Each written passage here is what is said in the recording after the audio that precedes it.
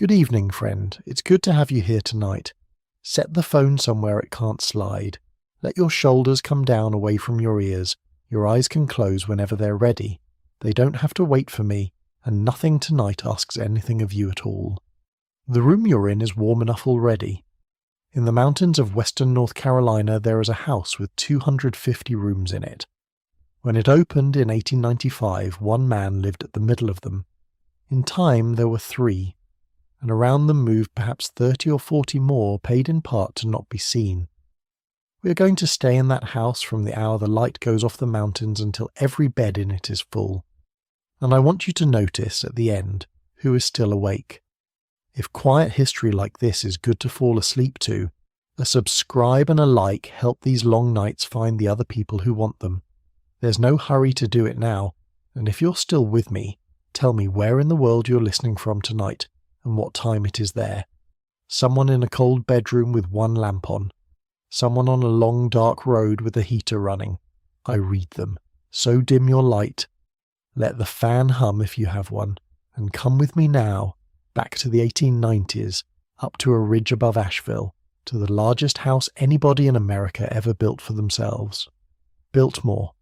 Everyone in it is still awake. Think for a moment about the last time a building made you go quiet without asking you to. Not a building you were told to admire, one that just did it. You came around something, or through something, and your voice dropped on its own, and you didn't decide to do that. Some rooms simply take the volume out of a person. It's one of the older feelings we have, and it doesn't have much to do with wealth. It has to do with scale and with light, and with the particular hush of a space that was built by people who had time. Hold on to that feeling. It's the whole of tonight. Because there's a road I want to take you up, and the man who designed it spent years making sure it would do exactly that to you. The land is in the mountains of western North Carolina, just south of Asheville, on a wooded ridge. Asheville itself sits at about 2,165 feet, so this is high enough that the air changes. Winters here run mild by mountain standards, averaging in the 30s, and the seasons are all 4 of them, properly distinct, arriving in order. In the fall, fog comes up out of the French Broad Valley below and lies there like something poured.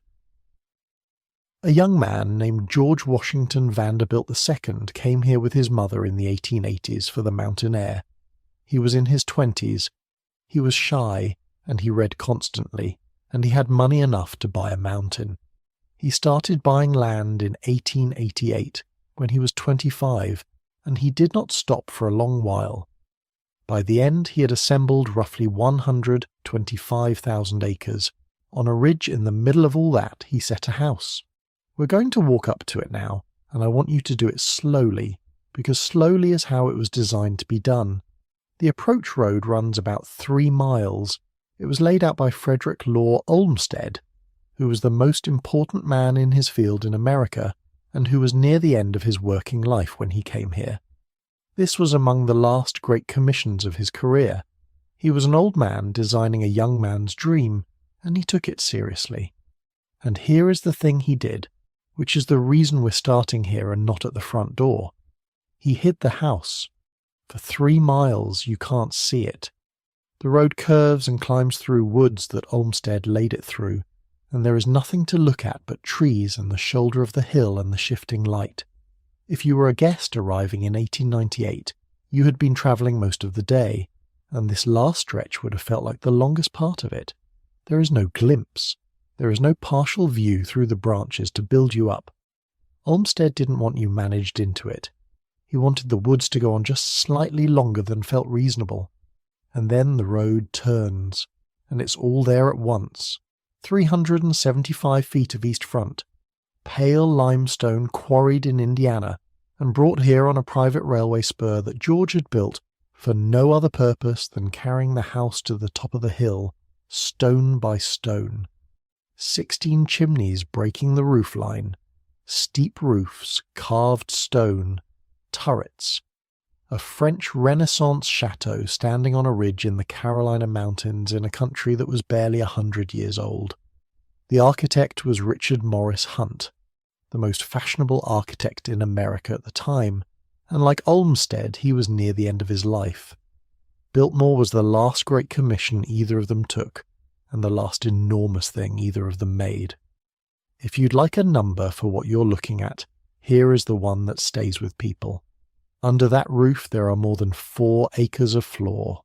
The figure the estate gives is 178,926 square feet, which is one of those numbers so large it stops being a picture and becomes an idea.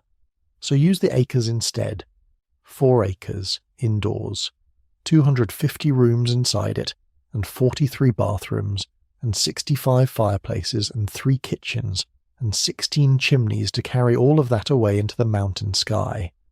It took 6 years to build, from 1889 to 1895, roughly 1,000 workers, including about 60 stonemasons, 1,000 men, 6 years, and a mountain.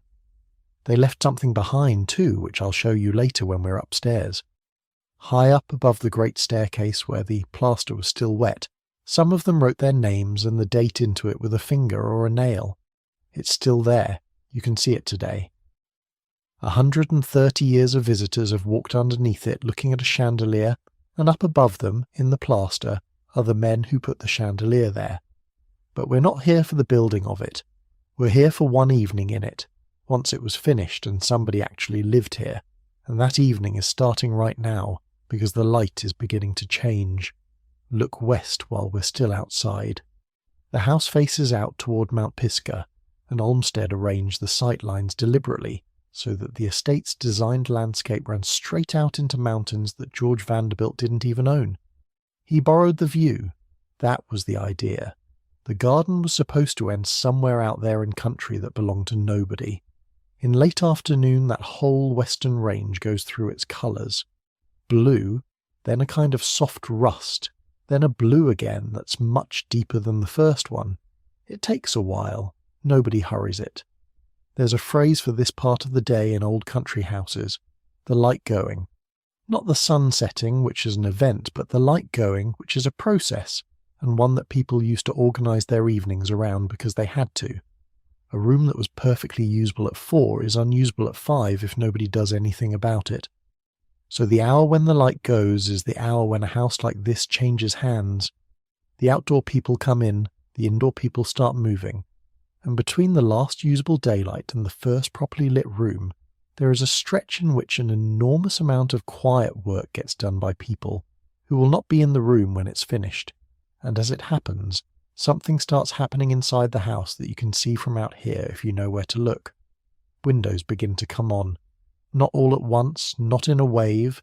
A room here, then a room 2 floors up, then a whole row along one wing, then nothing for a while, then more. It's 1895 and most of the county below this ridge has no electric light of any kind.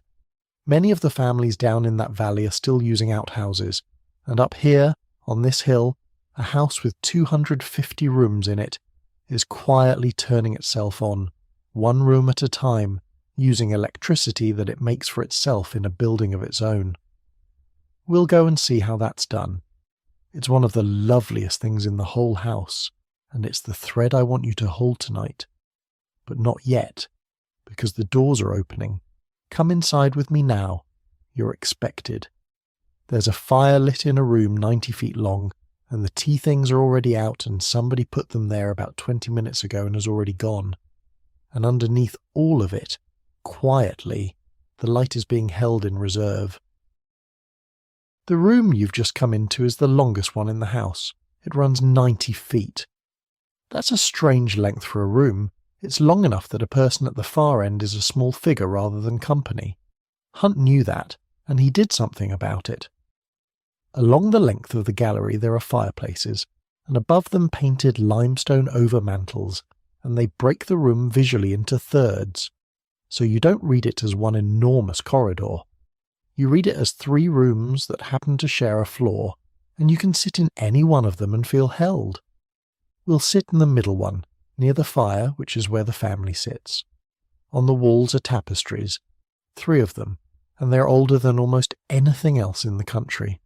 They were woven in Flanders, in wool and silk, between 1525 and 1535, which puts them at roughly 360 years old on the evening we're standing here, and closer to 500 now. They belong to a set called the Triumph of the Seven Virtues. What survives in this room is prudence and faith and charity. There were 7 originally. The temperance panel is gone entirely, lost somewhere in the centuries between Flanders and this hill. Only about 10 collections anywhere in the world hold pieces of that series at all. They're worth looking at for a moment, because of how they behave in this light. Old tapestry doesn't shine, it absorbs. In the afternoon it goes soft and slightly dusty in tone. Blue's gone grey-green, red's gone to something closer to brick. And then the lamps come on, and the fire builds up, and the whole wall warms about 2 shades, and figures you didn't notice at 4 o'clock come forward at 6. That's not an accident of hanging them here. That's what they were made for. They were woven in a century of firelight, for rooms lit by firelight, and they have been waiting the better part of 400 years for a fire exactly like this one. There's another thing about a tapestry that you only learn by sitting near one. It changes the sound of a room. 90 feet of stone and plaster with a hard floor under it should ring. It should have that faint edge that big empty rooms have, where your own voice comes back at you slightly late. Hang several 100 square feet of thick wool and silk on the walls and that edge disappears. The room goes soft. People lower their voices in here and assume it's the grandeur doing it, and some of it is, but a good deal of it is simply several centuries of wool absorbing the top end off everything anybody says. Medieval halls were hung this way for warmth originally.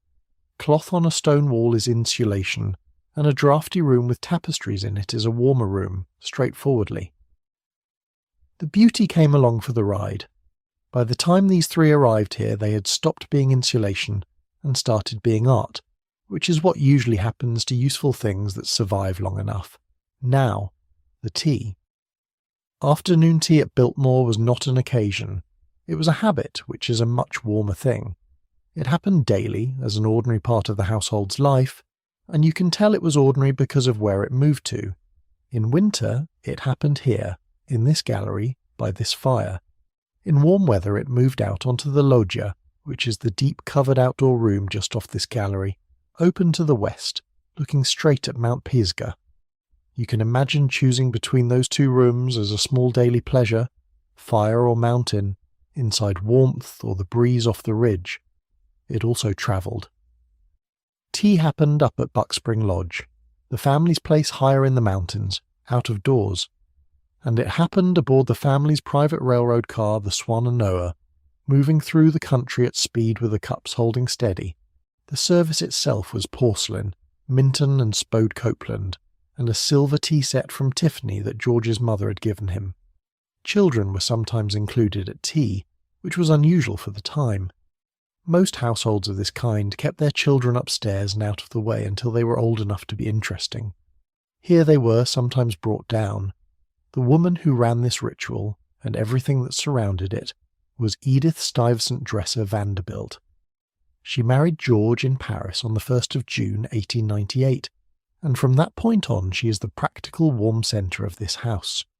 You'll meet her properly in a little while, because she has a job to do this afternoon that I find genuinely moving, and it involves a small stack of cards and her own handwriting.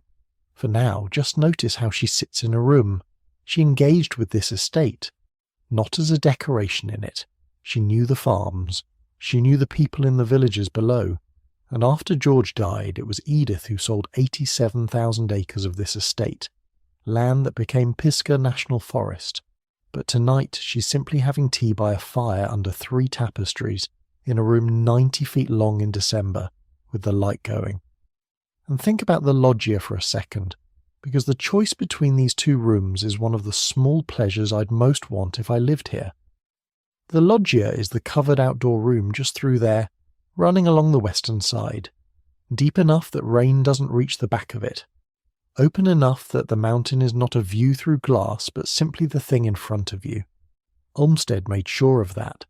He extended the designed landscape straight out past the boundary of the property and into country that belonged to somebody else entirely. so that a person sitting out there with a cup would look at a composition that nobody could ever build on or cut down or sell because most of it was miles away and none of it was his. That is an unusually humble thing for a very grand house to do. It admits in stone that the best part of the view was already here. So in June you take your tea outside and look at Pisgah, and in December you come back in here and look at the fire, and either way the same person has carried the same tray from the same pantry, and the whole difference between summer and winter in this household is expressed as a walk of about 30 feet. Because it is going now. Through the tall windows the mountain has started its second blue. The tea has been poured twice. The fire in the middle bay has settled into the good part of its life, where it doesn't need attention and doesn't spit and simply gives. And somewhere behind the far wall a door has opened and closed. Not loudly. Someone has come through from the service side, seen that the room is occupied, and gone away again to come back later. That's the sound this house makes all evening. A door, somewhere, then nothing. Then the room continues. There are 65 fireplaces in this building. Only a handful of them are lit at any given moment, because you'd need an army otherwise, and the ones that are lit have to be lit before anybody sits down in front of them. Which means that right now, while we're comfortable, several people are moving through the cold parts of this house with coal and kindling working ahead of us. We're going to go and walk with one of them, and somewhere under this house, quietly, a little light is being kept back for later. Let us say his name was Robert. I have to tell you honestly that I'm making him up, and I'll tell you every time I do that tonight, because there are real people in this story and I don't want you confusing the two.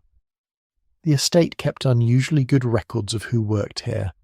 We know the housekeepers by name and the butlers and the cooks and the ladies' maids, and I'll give you all of them before the night is out. But the boy who carried coal is not in those records. That job was too far down for the paperwork to reach. So we'll call him Robert, and we'll walk with him, and everything he does will be a real thing that somebody in this house genuinely did. He starts in the basement, because everything in this house starts in the basement. The coal arrives at the service courtyard, which is the working yard tucked out of sight of every window a guest is ever going to look through. And it doesn't get carried in, it gets dropped in. There are covers set into the ground there like manhole covers, and coal goes straight down through them into the basement in a rush and a roar, and produces a smell and a fine black dust that gets into everything down there and never entirely leaves. That coal has two destinations. Most of it goes to the boilers, and we are going to spend a whole hour down there later tonight, because it is the warmest place in this building, and I have been looking forward to it since we came up the road. The rest of it goes up. 65 fireplaces, 16 chimneys to serve them. Not every grate is lit every day, obviously, but every grate that is going to be lit tonight has to be cleared of yesterday, laid fresh, and started early enough that the room is comfortable rather than merely warmer than it was. That timing is the skill. A fire that is lit when the family walks in is useless. It's smoke and noise and a cold room with a bright spot in it. The room has to have been warm for an hour before anybody arrives, which means Robert's work is always happening in rooms that are empty, for people who are elsewhere, and by the time the room is being enjoyed he is 2 rooms ahead of it in the dark. Almost every good thing in this house works that way. Keep noticing it. Let's follow the biggest one. In the banquet hall, at the far end, there is a fireplace that isn't really a fireplace. It's 3 of them, side by side, spanning almost the entire width of that end of the room. A triple hearth. You do not light one of those the way you light a hearth at home. It's closer to starting 3 separate fires that have to come up together in a room that is 70 feet high, which means the heat you make has an enormous amount of empty air above it to get lost in. We know for certain that all 3 of those hearths were burning on Christmas Eve of 1895, the night the house was opened, because it was written down. Somebody laid those 3 fires that afternoon. Somebody who is not named anywhere. Then the library, which is a different problem entirely. The fireplace in there is black marble, about 9 feet across and 6 high, with a walnut over mantel above it carved by an Austrian sculptor named Karl Bitter. It's a beautiful object, and it heats a room that is 53 feet by 72 with a ceiling 27 feet up, and it heats it for a man who is going to sit there reading until late, alone, most nights. And then the bedrooms. 34 or 35 of them, depending on which count you trust, and a fire wanted in any of them that's occupied, because there is no other way to make a bedroom in a stone house, on a mountain in December, feel like something a person wants to undress in. Now, here's the part I love. None of this was actually necessary. Biltmore had central heating from the day it opened. There were boilers making steam for radiators, and a maze of flues running heated air through the building, and it worked. A guest here in 1895 did not need a fire in their bedroom to survive the night, which is more than most Americans could say that winter. The fires were kept because a room without a fire in it is a different room. That's it. That's the whole reason. In the most technologically advanced private house in the country, with warm air arriving through the walls, 65 hearths were maintained by hand because the light moves, and the sound is company, and a person reading in a chair wants something to look at when they lift their eyes. I find that comforting rather than wasteful. Somebody in this house understood that being warm and feeling warm are two different problems, and solved both of them.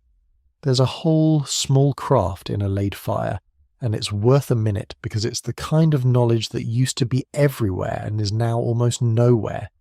You clear yesterday first, and you don't clear all of it. You leave a bed of ash, because ash holds heat and gives the new fire something to sit on, and reflects warmth back up into the coals instead of letting the cold iron of the grate drink it. Then paper or shavings, then kindling laid so air can move through it, because a fire is mostly an argument about airflow, and almost never about fuel. Then the small coal. Then later, once it's honest, the larger pieces. Get it wrong, and you filled a room with smoke, and you have to open a window in December, which undoes an hour of somebody else's work in about 90 seconds. Get it right, and it simply happens quietly in the corner, and nobody who comes into that room for the rest of the evening will give it a single thought. Robert has laid perhaps a dozen of them by now, and he's had no smoke in any room anybody's going to use.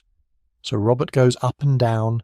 He takes the service stairs, which are steep and plain and completely separate from anything a guest walks on, and he carries coal up them, and he comes down them empty, and then he does it again. He'll be doing it all evening. Every fire lit tonight will need to be fed at least once more before the last of them goes down for the night. And under this floor, as under every floor in the house, the fire that feeds all of them has not gone out. But something else is being made here right now, and it isn't heat, and Robert has nothing to do with it. It's in the hands of a young engineer who has made an arrangement with a city that will change how this house spends its nights. That's where we're going. And under all of it, quietly, the reserve is filling while nobody watches. Here is my favourite fact in this entire house, and it's a fact about the night. It starts where the electricity is made, because in 1895, if you wanted electric light, you didn't buy it. You manufactured it on your own land, out of fuel you'd hauled up a mountain. So there's an engine. It's a White & Middleton single-cylinder gasoline engine, and it makes 55 brake horsepower, and it turns over at somewhere between 150 and 175 revolutions a minute. That's slow. Slow enough that you can hear the individual strokes. It isn't a hum, it's a beat, and it's a big one, and you feel it in the floor before you hear it in your ears. That engine drives a belt, a leather belt 10 inches wide running to a generator. The generator is a Crocker-Wheeler direct current machine rated at 15 kilowatts. 15 kilowatts is not very much by any modern measure. It's about what a couple of ordinary households would draw today without thinking about it. That 15 kilowatts is lighting a house with 250 rooms. It can do that because the bulbs of 1895 are dim by our standards, and there are never anything like 250 rooms lit at once, but still. Hold the ratio: 1 belt, 1 engine, 1 generator the size of a piece of furniture, and 4 acres of floor coming alive. The current runs to a switchboard, and I want to describe the switchboard, because it's the most beautiful piece of industrial equipment in the building. It's marble, about 16 feet long. Set into that marble are 16 knife switches of 3 poles each for the lighting circuits and 4 more of 2 poles for the motors. Knife switches are exactly what they sound like. You throw a metal blade into a metal jaw with your hand and the circuit closes, and somewhere in a house you cannot see from here, a room fills with light. 16 feet of polished stone with the house laid out across it in brass and copper. Somebody stands in front of that board in the late afternoon and brings Biltmore up circuit by circuit the way you'd bring up a stage, and behind all of it there are batteries. This is the part I want you to hold on to tonight, so I'm going to say it plainly and then come back to it again and again as we go. There is a bank of lead-acid storage batteries in this house made by Gould, and it holds 2,000 ampere hours. Its job is simple. When the engine is not running, the lights do not go out. That's all it does. It sits there through the whole evening taking in what the generator can spare, and it holds it. Not for any particular purpose. Not for an emergency. Exactly. Just so that at some hour when the engine has been shut down, and the man who tends it has gone to bed, there is still light available in this house for anyone who needs it. The house has a reserve. Something has been quietly held back all evening for the part of the night when nobody is asking for anything. I think about that more than I expected to. Now, the engineer. In 1901, the estate hired a man named Charles Waddell. He had trained at the University of North Carolina, and he'd done shop training at General Electric, and before he came here, he had been superintendent of the Asheville and Biltmore Street Railway. He knew streetcars. He knew specifically how a city's electricity behaves across a day. And he knew something about Asheville that turned out to be worth money. The Asheville Electric Company's biggest customer was the streetcar system. Streetcars run in the daytime. They carry people to work and back from work and home in the evening, and then at some point they go into their sheds and they stop. And the electricity that was being made for them stops being needed. The generating capacity is still there. It just has nothing to do. So Waddell went and made a contract to buy Asheville's power at night. Sit with that for a second, because it's lovely. From 1901, this house on its ridge is lit, after dark, partly by current that a city could not sell, made for streetcars that are standing still in their sheds with nobody in them. The town goes to bed, and its unused electricity comes up the hill. Later, around 1906, Waddell modernized. A Nash 2-cylinder engine, directly coupled this time instead of belted, and a 40-kilowatt motor generator set. More power, less noise, fewer things to go wrong on a cold night.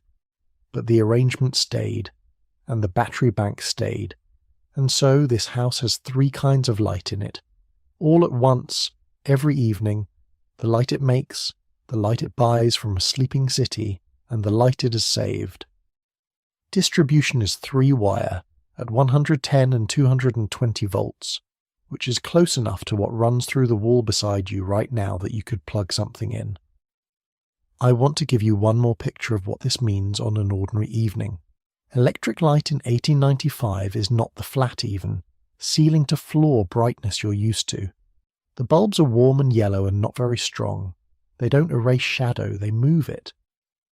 A room lit by early electricity looks much more like a room lit by good oil lamps than like a room lit by anything modern, except that it doesn't flicker, and it doesn't smell, and it doesn't have to be trimmed and filled and carried.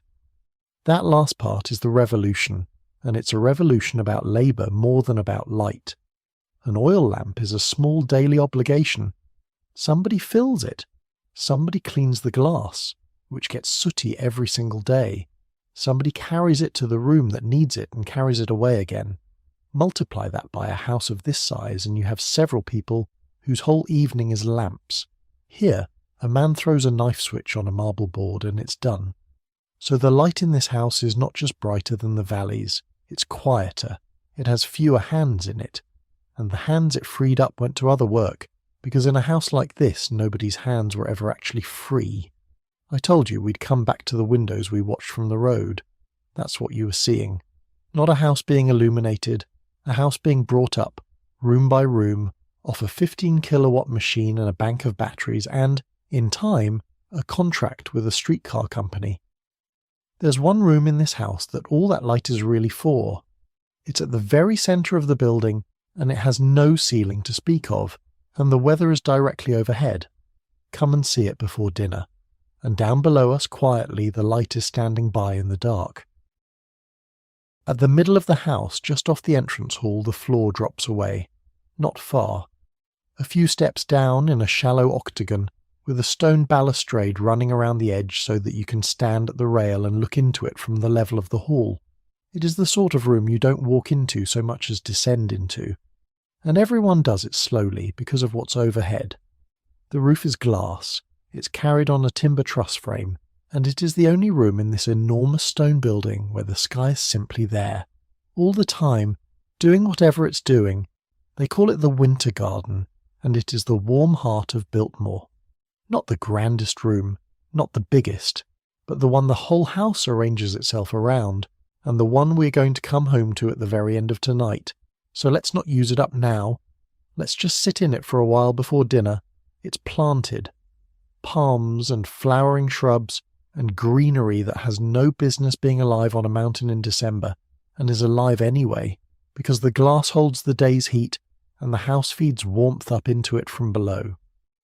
In the centre there's a fountain, marble and bronze, with a sculpted group on it of a boy struggling with a pair of geese. It's a copy of an ancient subject, and it is exactly the sort of thing a very rich young man with excellent taste and a good library would choose. Around the walls run copies of the Parthenon frieze, horses and riders in shallow relief, going nowhere in particular at a steady pace. Water moves in that fountain, not fast, just enough to make the sound that water makes when it is being sensible about it. Now look down at the floor near the plants and find the trap door, because there is one. Set into the floor of this room is a hatch, and it opens onto the conservatory below, and its purpose is this.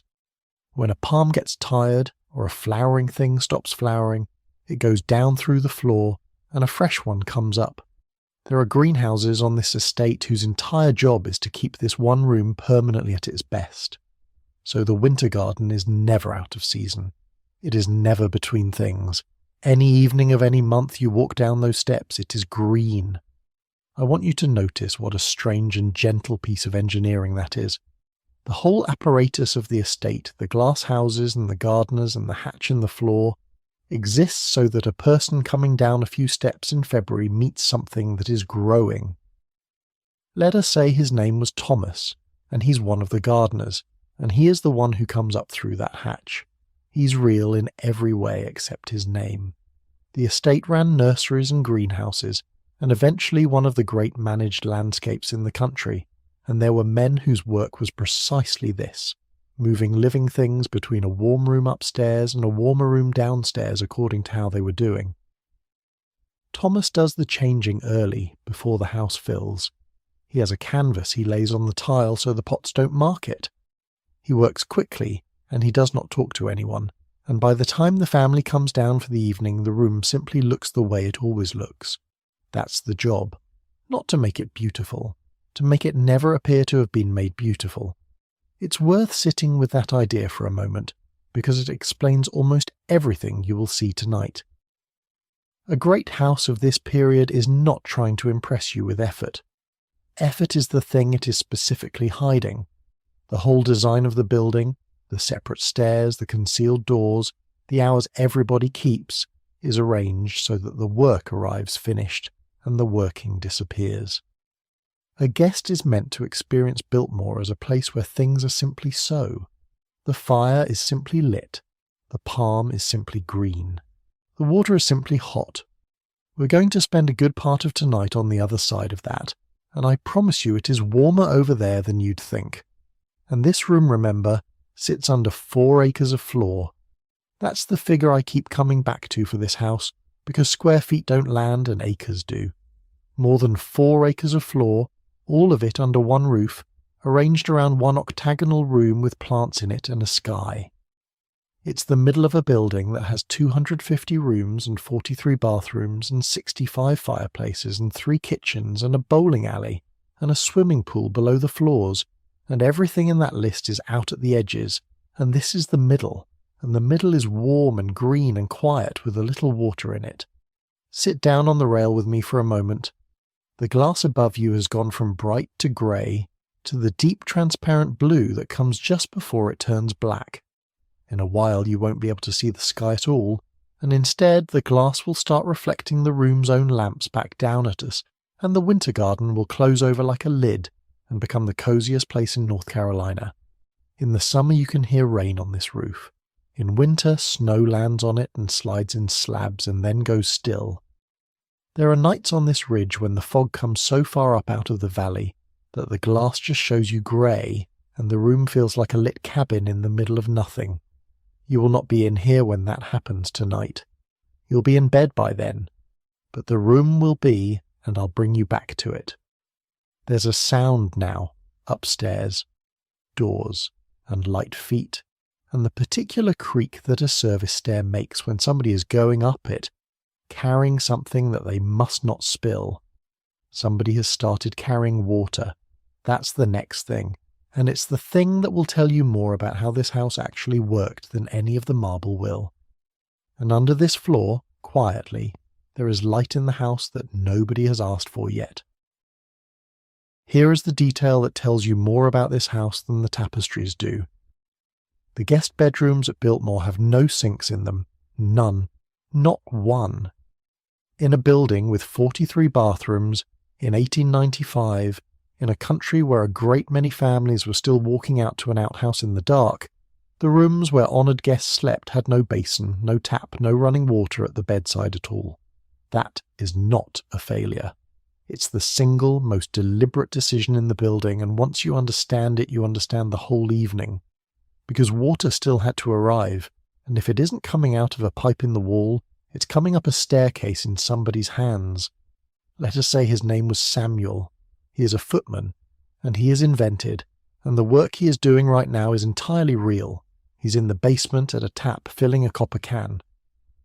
The water coming out of that tap is genuinely hot, and it's hot in a way almost nobody in America could have managed in 1895, because down in this basement there are boilers whose only job is water, and they push it at about 200 degrees through loops that circulate continuously through the whole building, all day and all night, whether anybody wants it or not.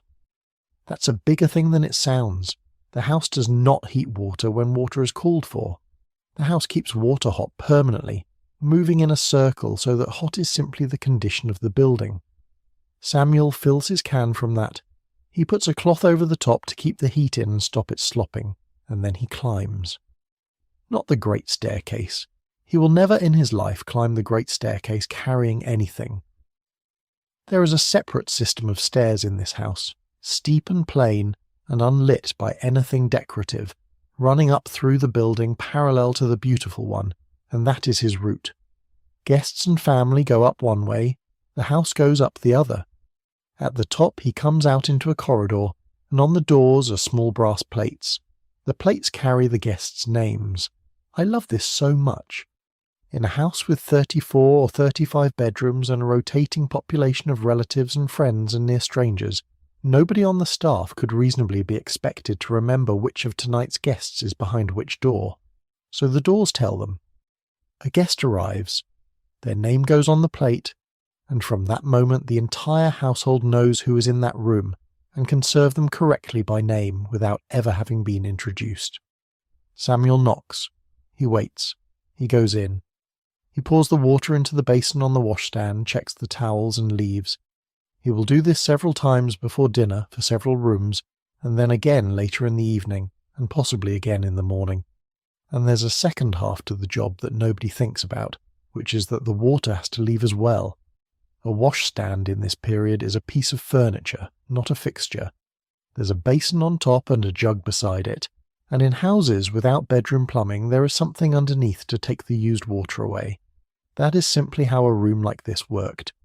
Water came up by hand, and at some point after you had gone downstairs, it went back down by hand, and the stand was wiped, and the towels straightened.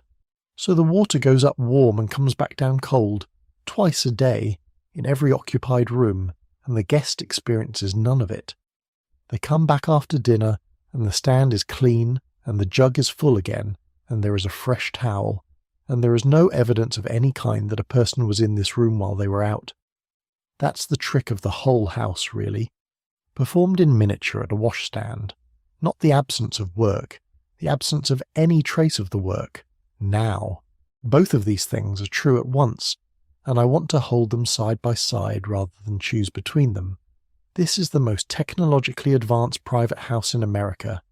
It has electricity throughout. It has central heating and instant hot water, and mechanical refrigeration and telephones, and a call bell system with a board in the pantry that tells the staff exactly which of 250 rooms is asking for something. 43 bathrooms in 1895, and the bedrooms have no sinks on purpose, because the arrival of hot water in your room was not supposed to be a plumbing event. It was supposed to be an act of hospitality performed by a person. The estate's own guides describe it exactly that way, and I think they're right. It reads to us like a gap in the technology. It wasn't. It was the point. The most modern house in the country chose, in this one particular, to be served rather than plumbed, because being served was the entire experience it was selling. You could put a tap in the bedroom, or you could have somebody carry the water to you, warm, at the right hour, and take the cold away afterward, and that person is your welcome made physical. I don't want to make either of those the better one. They're just different ideas about what comfort is. Ours is a comfort of controls. Theirs was a comfort of people. And when you are the person in the room, and the water arrives at exactly the temperature you'd have chosen without you having asked, it is very hard to argue that theirs was worse. It's harder work, though. That's the part that has to be said plainly, and then set down gently, because we're going to be with these people all night, and I don't want to sentimentalize them. Water is heavy. A can of it is genuinely heavy, and the stairs are steep, and there are a lot of stairs, and you are doing it in a house that is deliberately laid out so that you have to travel a long way to do anything. And you do it at the hour when the family is at their most leisurely, which is the hour when the house needs the most from you. Samuel is very good at it. That's the thing about a job like this. He's not straining. He's done it 10,000 times. He knows how full to fill the can so that nothing moves on the turns. He knows which of the doors sticks. He knows without looking whether a room has been used since morning. The skill is invisible because it's supposed to be, and because it looks like nothing, and it isn't nothing. That's the whole of tonight, really. I'll stop pointing at it soon and just let you see it. Behind those brass plates, doors have started to close. The water is in. The maids have gone in with the gowns. The long, unhurried, extraordinarily elaborate business of getting dressed for dinner has begun. And underneath the whole evening, quietly, the reserve is holding. Let me tell you first what does not happen. In most stories about houses like this, there's a gong, a great bronze thing in the hall, struck by a servant at a fixed hour, and the sound of it goes through the building and everyone knows it's time to dress. It's in the novels and it's in the films, and in a good many real English houses it genuinely happened. I've looked, and I can't find one here. There's no dressing gong on the record at Biltmore, no documented bell for it, no documented hour. Nothing that says dinner was called at 7:30 and the gong went at 7. It may have existed. Houses of this kind often had something, but nobody wrote it down, and I'm not going to put a sound into this house tonight that I can't show you. So instead, the thing that calls this house to dinner is much quieter, and I think much better. It's a knock at a door with a name on it, and a woman coming in with an armful of silk. Her name was Madeline Henry. She was French, and she was Edith Vanderbilt's lady's maid from 1901 to 1904, and she is entirely real. The estate's records have her. They also have Laurette Delaplace, another French woman from 1907 to 1910, and Martha Laube, who was German, from 1913 to 1915, and later Emma Story and Emily Curtis, who were American. Those are real names of real women who dressed a real person in this house. I like saying them. A lady's maid's work is one of the most misunderstood jobs of the period. because from the outside it looks like helping somebody put clothes on, and it is nothing of the kind. She handles the correspondence, she does the hair, which at this date is a genuine craft involving pads and pins and a structure, and which takes a long time and cannot be done alone. She maintains the clothing, which means she's a skilled needlewoman, a laundress of things too delicate to give to the laundry, a cleaner of stains with methods that would alarm a modern conservator, and the person who knows exactly which of 40 garments is presentable this week, and which is quietly falling apart at a seam nobody has noticed. She is also, and this is the part that doesn't show up in job descriptions, the person who knows her employer's body and mood better than almost anyone in the world, and who is required to know both and mention neither. It's a job with a peculiar shape. She's closer to the mistress of the house than anybody else in the building, closer than the housekeeper, closer in some daily physical way than a husband. And she is also an employee who eats in a different room and sleeps under a different roofline. 2 women spend an hour together every evening in a quiet bedroom, doing something intimate and unhurried, and one of them will address the other by her first name and the other will not. Both things are true, and the women who did this work seem largely to have found it good work. It was skilled, it was reasonably paid, it was clean and warm, which is more than could be said for most jobs available to a woman in 1895, and it carried real standing below stairs. A lady's maid outranked almost every other woman in the house except the housekeeper, and she knew it, and so did everybody else. George Vanderbilt has the equivalent, a valet. The estate's records give us Wilfred Shackley from 1899 to 1906, and Ernest Carrington, and Horace Pridmore, and a Dutchman named James Pompey in 1913. The valet dressed him, kept his clothes, arranged his travel, and went with him. Now, what are they actually putting on people? Formal dress at dinner was compulsory here, not encouraged. Compulsory. The women are in silks and satins and in their best jewels, and the men are in white tie. White tie is more formal than anything most people alive today have ever worn. It is more formal than a modern dinner jacket by a considerable distance. Black tailcoat, white waistcoat, white bow tie, and a shirt with a starched front so stiff that it is genuinely a slightly architectural garment. You do not slouch in it. It won't let you. And that's the trick of formal dress, which I think we've largely lost and occasionally miss without knowing why. Clothes that hold you up change how an evening feels. You sit differently. You speak a little more carefully. You're slightly more the version of yourself you'd like to be. People dressed for dinner every night not because they were showing off to each other, since it was often quite a small party, but because the day had a shape, and this was the part of the shape where you became formal, and the evening became an occasion whether anything happened in it or not. Let's step into one of the rooms while this is going on. One of the grandest rooms in the house is called the Louis XV room, and it is French in the most thorough way. The walls and the furniture carry a gold and red silk-cut velvet, hand-woven by Tassinari and Châtel in Lyon.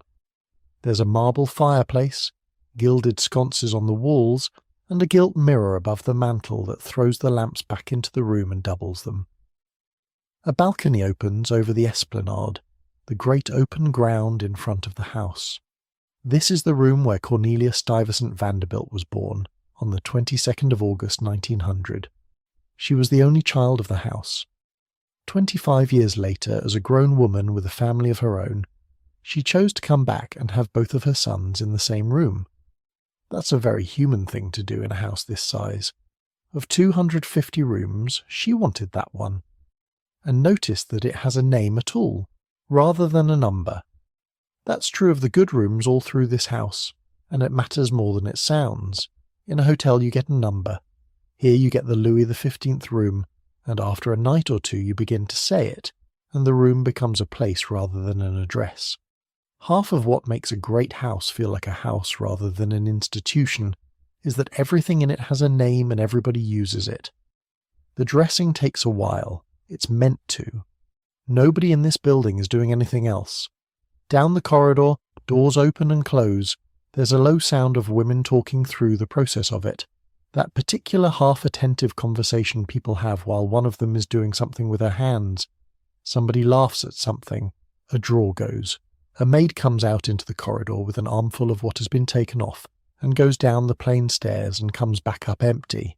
And when it's all done, the guests come out of their rooms transformed and go down the great staircase into a house that has been lit for them and warmed for them and arranged for them, and none of them will think about any of it for a second, which is exactly what everyone here has worked all afternoon to achieve. Downstairs, in the meantime, somebody has been sitting with a small stack of cards and a pen for a while now, working out who should sit next to whom. That's next, and it's my favourite thing Edith Vanderbilt did. And somewhere below, quietly, the current is waiting under the floor. Every day Edith Vanderbilt worked out the seating for dinner herself and wrote the place cards out in her own hand. Not her secretary, not the butler, not the housekeeper, who ran a great deal of this house and could certainly have managed it. Her. We know this because one of the charts survived. It's dated the 26th of November, 1898. She had been married for not quite 6 months. Somewhere in an archive there is a piece of paper on which a young woman has sat down and thought about a table. I want to spend a chapter on that piece of paper because I think it's the warmest documented act in this entire house. Look at what she's actually doing. A dinner table is a machine for making conversation, and it is a machine that can fail. Seat 2 people together who have nothing to say and you've created a small pocket of misery that lasts 3 hours and cannot be escaped. Seat someone shy next to someone loud and the shy person will not speak all night. Seat 2 people who have recently had a disagreement within earshot of each other and the whole table will feel it without knowing why. So the hostess sits down with the list of who is in the house tonight and she solves it. Who has just arrived and knows nobody. Who is deaf on the left side, who bores everyone and must therefore be placed next to the 2 people kind enough not to mind. Who has a genuine passion for forestry, which is fortunate because so does the master of the house, and he will talk about it for an hour if you let him, and this is your chance to let him. Then there's precedence, which in this period is not optional and not simple. There are rules about rank and age and marriage and who takes whom into dinner, and they interact with each other in ways that can produce genuine offence if you get them wrong. A hostess who seats a woman below where she believes she belongs has made an enemy over the soup, and then, having solved all of it, she writes the cards, by hand, every one, every night. Now this house did not lack for staff. It had somewhere between 30 and 40 people living and working in it, and hundreds more across the estate. 438 people were employed here in 1894 alone during the building. She could have delegated this to any number of capable adults. She didn't, and I don't think it was about control. I think it's that the seating plan is the one part of a great house's evening that cannot be bought. Everything else here can be purchased. The tapestries were purchased, the chef was hired, the wine was shipped in cases from Europe. But whether the people at your table have a good evening is a matter of attention, and attention is the one commodity that doesn't come with the money, so every day she paid it. There's a smaller thing inside the larger thing, and it's the handwriting. A place card is a tiny document. It exists for about 3 hours, and then it's cleared away with the glasses. But for those 3 hours it's sitting in front of a person's face, at eye level, in the hostess's own hand, and it says in effect, "I thought about you today, and this is where I decided you would be happiest." Printed cards existed. Plenty of households used them. A stationer could have run off a set with the house's monogram and blanks for names, and a footman could have filled them in perfectly neatly, and no guest would have thought a thing about it. But there's a difference between a card that has been produced and a card that has been written, and everybody at that table could tell the difference at a glance, without ever remarking on it. That's the level this kind of hospitality operates at. Nothing is said. Everything is noticed. Let me tell you a little more about her, since we're sitting with her while she writes. She was born Edith Stuyvesant Dresser. She married George in Paris on the 1st of June, 1898, when this house was 2.5 years old and already an enormous financial weight. She walked into a building that had swallowed most of her husband's liquid fortune and required an army and about $6,000 a month simply to exist, and she did not treat it as a museum she'd married into. She engaged with the place. She knew the farms and the dairy and the villages. But here's the detail about Edith that I keep coming back to, and it happened years after tonight, so hold it lightly. In the 1920s, a lady's maid and a butler who both worked in this house met each other here and fell in love and married. They had a daughter, and Edith Vanderbilt gave that little girl a gold locket. That's it. That's the whole story. There's no grand gesture attached to it and no lesson. A woman who employed a large number of people noticed that 2 of them had made a life together inside her house, and that there was now a child in the world because of it, and she marked the occasion with something small and gold that a child could keep. That's the kind of thing that only reaches us by accident, and it's worth understanding why, because it shapes everything I can tell you tonight. Great households kept meticulous records of assets, wine inventories, linen counts, wages, repairs. What survives from a house like this is overwhelmingly the paperwork of ownership. What almost never survives is the ordinary texture of the day. Nobody wrote down what was said at that table. Nobody recorded what the corridor smelled like at 9 in the evening. Those things weren't secret. They were simply too obvious to anybody living inside them to be worth the ink. So when something small and human does come through, a locket, a seating chart, a name on a wage book, it comes through by accident, and it's precious out of all proportion to its size. I think it belongs in the same chapter as the place cards, because it's the same instinct working at a different scale. Attention paid to specific people, not a policy, not a charity, just noticing and then doing something small and exactly right. The cards are finished now, they're stacked and they'll go through to the pantry, and a footman will set them at the places, and by the time anybody walks into that room, the entire social architecture of the evening will be silently in position. The doors are being opened. We should go through because the room they open onto is the largest room in the house, and the first time you see it your neck does something involuntary. And under all this warmth, quietly, the light is still being held back for the hours nobody's up for. Look up first. Everyone does. The ceiling of this room is 70 feet above you. 70. It is a barrel vault, which means it curves in one long arc from one side of the room to the other, and it goes up into a dimness that the lamps down here do not entirely reach, so the top of it is more of an impression than a thing you can see. The room is 42 feet wide and 72 feet long. It is the largest room in Biltmore, and it is called the banquet hall, and it is one of the very few rooms in America that genuinely deserves the word hall in the old sense. On the walls 5 more Flemish tapestries, from the same century as the ones in the gallery, some of them woven in the 1530s. These tell the story of Vulcan and of the loves of Venus and Mars, which is a slightly racy choice for a dining room, and I like George more for it. At the far end, that triple fireplace we walked past this afternoon, all 3 hearths burning. Above it, carved in stone, a frieze by Carl Bitter called The Return from the Chase, Hunters and Dogs Coming Home. And above that, hanging in the height of the room, flags. European banners of the age of Columbus, the 15th century, hanging over the dinner table, and down the middle of all of it, the table. It is 40 feet long. The estate rates it at 64 seats. Now here's the fact I've been waiting all evening to give you, and it is my favourite thing about the banquet hall, and it is not the number 64. We have a documented dinner in this room from 1904 where the table was set for 18. 18. In a room built for 64, under a 70-foot ceiling with 3 fires going and 5 tapestries on the walls and the flags of Europe overhead. I've thought about that a lot, and I want to be careful with it, because there's a cheap version of this observation and I don't want to make it. The cheap version is that it's sad. A lonely man in an enormous room, all that space and nobody in it. I don't think that's true, and I don't think it's what the record shows. Here's what I think. George Vanderbilt was 25 when he started buying this land. He was a young man with an unimaginable amount of money and, by every account, an unusual amount of privacy in his nature. He was shy. He read constantly in several languages. He was the least public member of the most public family in America. And when he built himself a house, he built one with a table for 64 in it.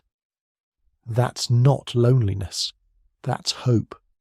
That is a shy young man designing the life he intends to have, with the friends he intends to keep and the family he intends to make, and putting in the chairs first.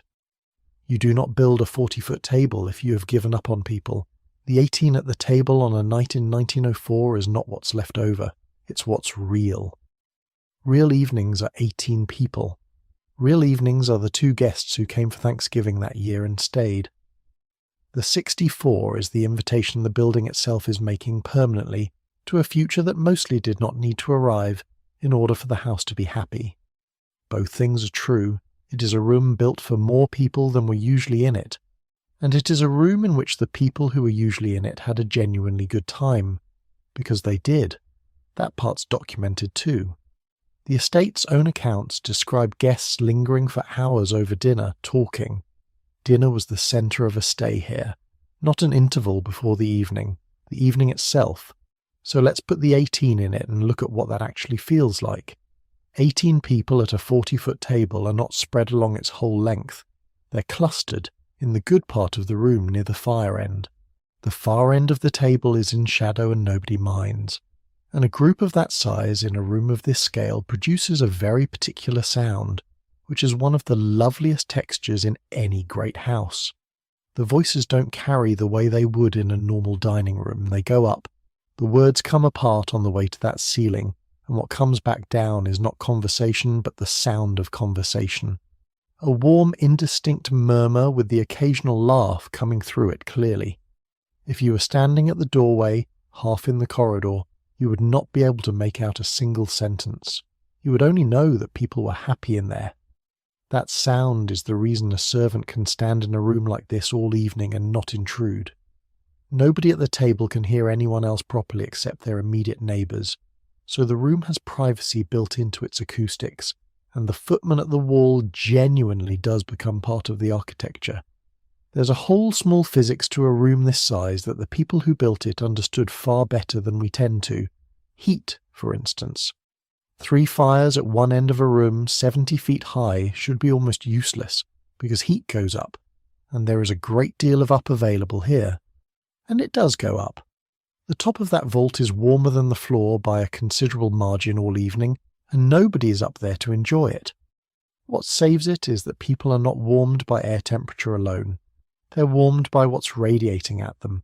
Sit within a certain distance of a large open fire, and the fire is heating you directly, the way the sun does, regardless of what the air behind you is doing, which is why everybody clusters, not for company, for radiation.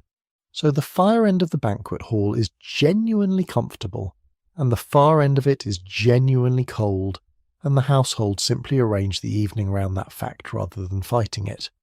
The chairs went where the warmth was. The rest of the room was allowed to be architecture. The fires are doing well now. The 3 of them together are throwing enough light that the lower parts of the tapestries have come up warm, and at each of the 18 places there is an arrangement of objects that is, in its own way, as considered as the room. Let's look at one place setting, just one, and down there in the dark, quietly, some of tonight's light is still being kept for you. At each place, 18 pieces, that's china and silver and glass counted together, and it's a documented figure from an actual 1904 setting in this room, so we're not estimating.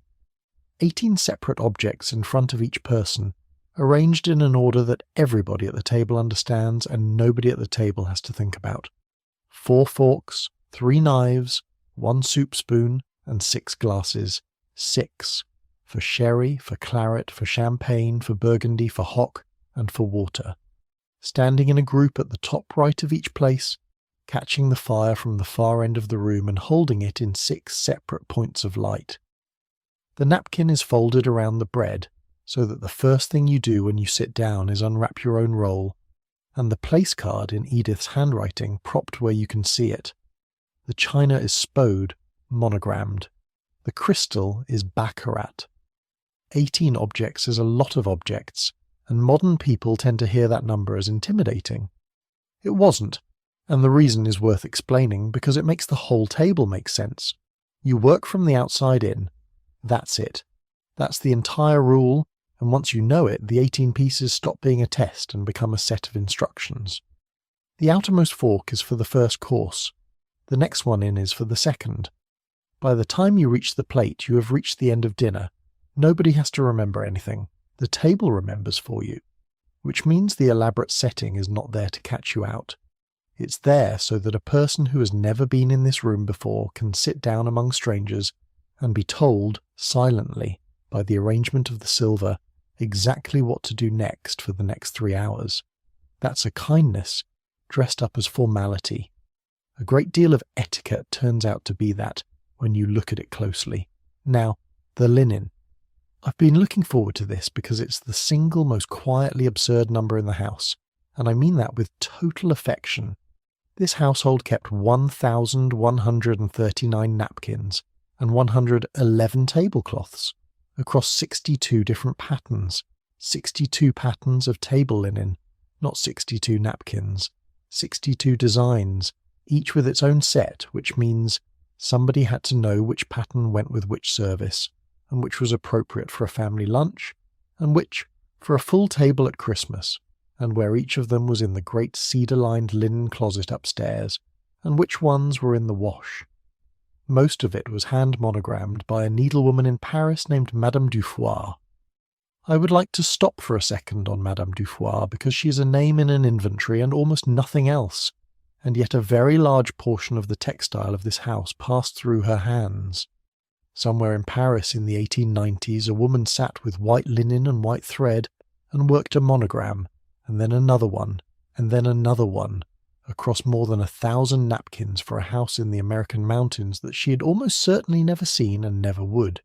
She'd have had assistants. It's still an enormous quantity of extremely fine work. And the result of all that work is a square of cloth that a man in white tie will shake out, put across his knee, use twice, and leave crumpled on a chair. That's not a complaint, by the way. That's how good linen was supposed to work, and Madame Dufour would have understood it perfectly. The monogram isn't there to be admired. It's there so that the napkin is unmistakably this house's napkin, in a world where linen was valuable enough to walk off, and so that when it comes back from the wash, it goes back into the right set. Still, 1,139 napkins. This household counted its napkins by the pattern, and I'll come back to that twice before the night is out, because there are things the same household did not count at all, and what a house chooses to write down turns out to be one of the truest things about it. Now, the service. 2 footmen, and they are dressed in knee breeches and gold garters, in 1895, in North Carolina. Knee breeches at this date are not contemporary clothing in any sense.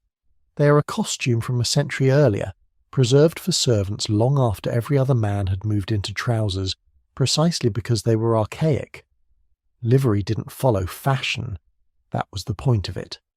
A footman in breeches was a walking piece of continuity, and the households that kept the tradition were making a quiet statement about how old they wished to seem. There's something slightly strange in that, and there's also something rather beautiful, and both are true. A young American man in the mountains dressed as a European servant of 1790, carrying a dish that came up a shaft on an electric motor. That's the whole Gilded Age in one figure, honestly. The newest technology on Earth, operated by people wearing the 18th century. And all of this silver has to be cleaned. Not washed. Cleaned. Silver tarnishes because it reacts with the air, and it reacts faster in a house with coal fires in it, and there is a great deal of silver here. It has to be polished, by hand, regularly, and polishing silver properly is slow and slightly meditative and completely relentless, because the moment you finish the set you started with has begun going dull again. In houses of this kind, that work usually fell to the butler and the men under him, and it happened in the pantry, at a table, in the evening or the early morning, and it is one of the great constants of below-stairs life across the whole period. A man sitting with a cloth and a paste, working a piece of metal until it gives back a face.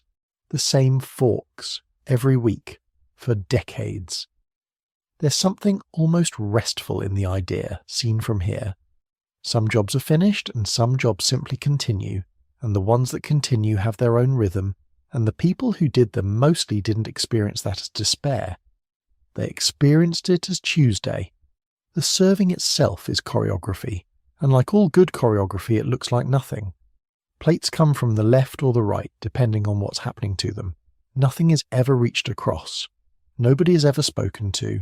The footmen work in a pattern around the table, so that the 18 guests are served in an order that respects precedence, without anyone having to notice that there is one. And every single object has to arrive at the right temperature, which is where the trouble is. Because the kitchens are not on this floor. They aren't even near this floor.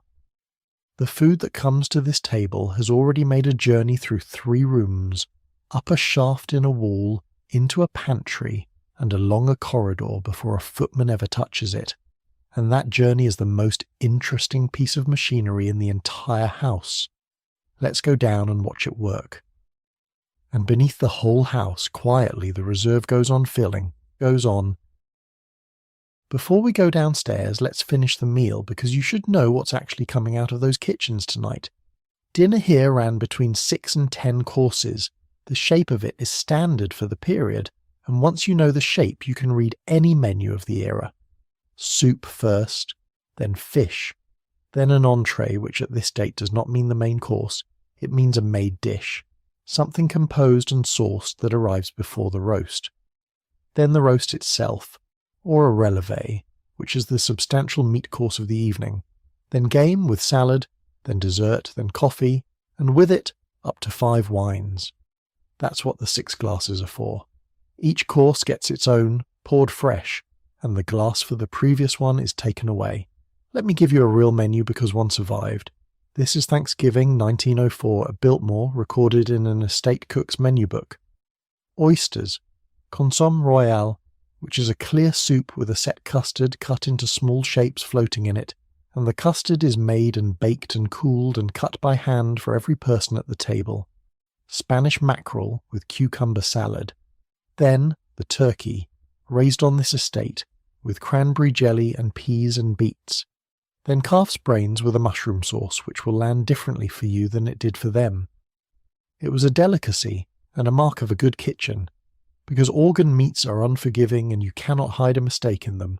Then celery salad with Virginia ham, then mince pie with pineapple ice cream, pineapple in the North Carolina mountains in November in 1904. And ice cream made in a house with mechanical refrigeration running on ammonia, at a time when most Americans got ice by cutting it out of a pond in January and burying it in sawdust. And then assorted cakes and coffee. Now here's the detail on that menu that I find genuinely moving. 2 guests joined the family that year. 2.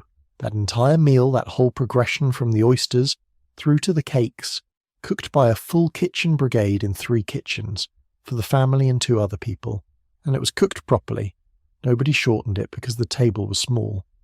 Thanksgiving happened at the standard of the house, because the standard of the house was not a performance for visitors. It was simply how this household ate on a holiday, whether there were 50 people or 4. I find that steadying somehow. The care wasn't conditional. Here's another document from earlier. A kitchen order from the 4th of July, 1896. 12 broiling chickens, 10 roasting chickens, 28 pounds of leg and loin of mutton, 52 pounds of prime rib of beef, and 2 baskets of peaches. That's one order in July of 1896, and you can see the whole shape of the eating in it. Chickens for the simpler meals, mutton and beef for the dinners, peaches because it was July and they were good. And from the first Christmas here, in 1895, there's a standing arrangement that tells you exactly how far the reach of this kitchen went. Fish was ordered in enough quantity to make a course for 50 people every single day, and lobsters for the same number twice a week, and all of it was shipped down from New York. Fresh fish daily for 50 in the mountains in the 1890s, on ice, on a train, up a private railway spur into an ammonia-cooled cold room. That is a supply line, and somebody maintained it. Not everything came from New York, though, and the parts that didn't are the parts I like best. The turkey on that 1904 menu was raised here, on this estate. So were a great many other things, because George Vanderbilt did not want a house sitting on ornamental ground. He wanted a working estate, and he built one. There were farms, there was a nursery, there was a brickyard, and there was a dairy, which the estate ran seriously enough to keep a full-time veterinarian and a bacteriologist on it. There were kitchen gardens and greenhouses, the same glass houses that keep the winter garden green, growing food as well as flowers. So a plate at that table in 1904 is a strange hybrid of two economies. The oysters and the mackerel came up on a train from the coast. The turkey walked here, and the estate kept a dairy of its own, run seriously enough to employ a veterinarian and a bacteriologist. That's a much older way of eating than the train, and it was already becoming unusual for wealthy households, most of which had simply become customers of the wider world. Here, part of the dinner was still local in the most literal sense. Let me give you the people. Let me give you the people. The head chef around 1900 was an Englishman named Beckel Vivian, and he was 38 years old. Working with him was a French cook named James Sepelian, who was 29. Think about that kitchen for a second. An English chef and a French cook in western North Carolina in 1900, running a menu that is essentially French for a household that ate at a European standard. There were others whose names we have. Esther Anderson, who was Swedish, cooking here around 1904. Cordelia Curtis, an American who was the pastry cook. Patience Randall, a black American cook who was here in 1915. And a cook named Ellen Davis, who became known locally outside this house for her turkey and dressing. I want to sit with that one. Of all the food that came out of these kitchens, the dish that made it out into the surrounding country as a piece of local reputation was a woman's turkey and dressing, not the consomme royale, not the pineapple ice cream, the turkey and the dressing, which is what people actually remember because it's what people actually love. And there's wine. After a single trip to Europe in 1897, George shipped home 200 cases. That's 2,400 bottles from one journey. There's an inventory of the cellar from March of 1913, and it reads like a tour of Europe. Sherry, Madeira, Chablis, Volnay, Beaune, Hock, Bordeaux, Champagne. We'll go down and stand in that cellar later tonight, because it's one of the strangest and quietest rooms in the building, and it is almost exactly as it was. But first, the machine. Because everything I've just described, 10 courses, 5 wines, 18 places, arriving hot and in order and without a sound, depends on one room on the floor below us, which the estate itself calls the nervous system of this house. Come down the stair with me, and under our feet, quietly, the light is standing by. We're going to stay down here for a while now, and I want to change how we're standing. Upstairs you've been a guest, received, fed, warmed. Down here we're going to be something quieter than that. Let's just be 2 people in the corner of a working room, keeping out of the way, watching hands. We won't speak to anyone. Nobody will speak to us. We'll simply stay long enough to see how it's done. The room is called the butler's pantry, which is a completely inadequate name for it. The estate's own historians call it the central nervous system of Biltmore House, and that's much closer. It sits on the first floor, between the kitchen stair and the breakfast room, and it works across 2 levels, above the kitchens down in the basement. Everything that happens at that table upstairs is coordinated from in here. Let me show you the walls, because the walls are the interesting part. First, the annunciator. Nearly every principal room in this house has a call button in it. Press it, anywhere in 250 rooms, and a bell rings in this pantry, and an indicator drops on a board, and the board tells the staff precisely which room is asking. That is not a small piece of engineering. That is wiring run through 4 acres of floor, through stone and plaster, to a single point, so that a woman in a bedroom on the 2nd floor can want something, and a man in a pantry on the 1st floor can know about it instantly and specifically.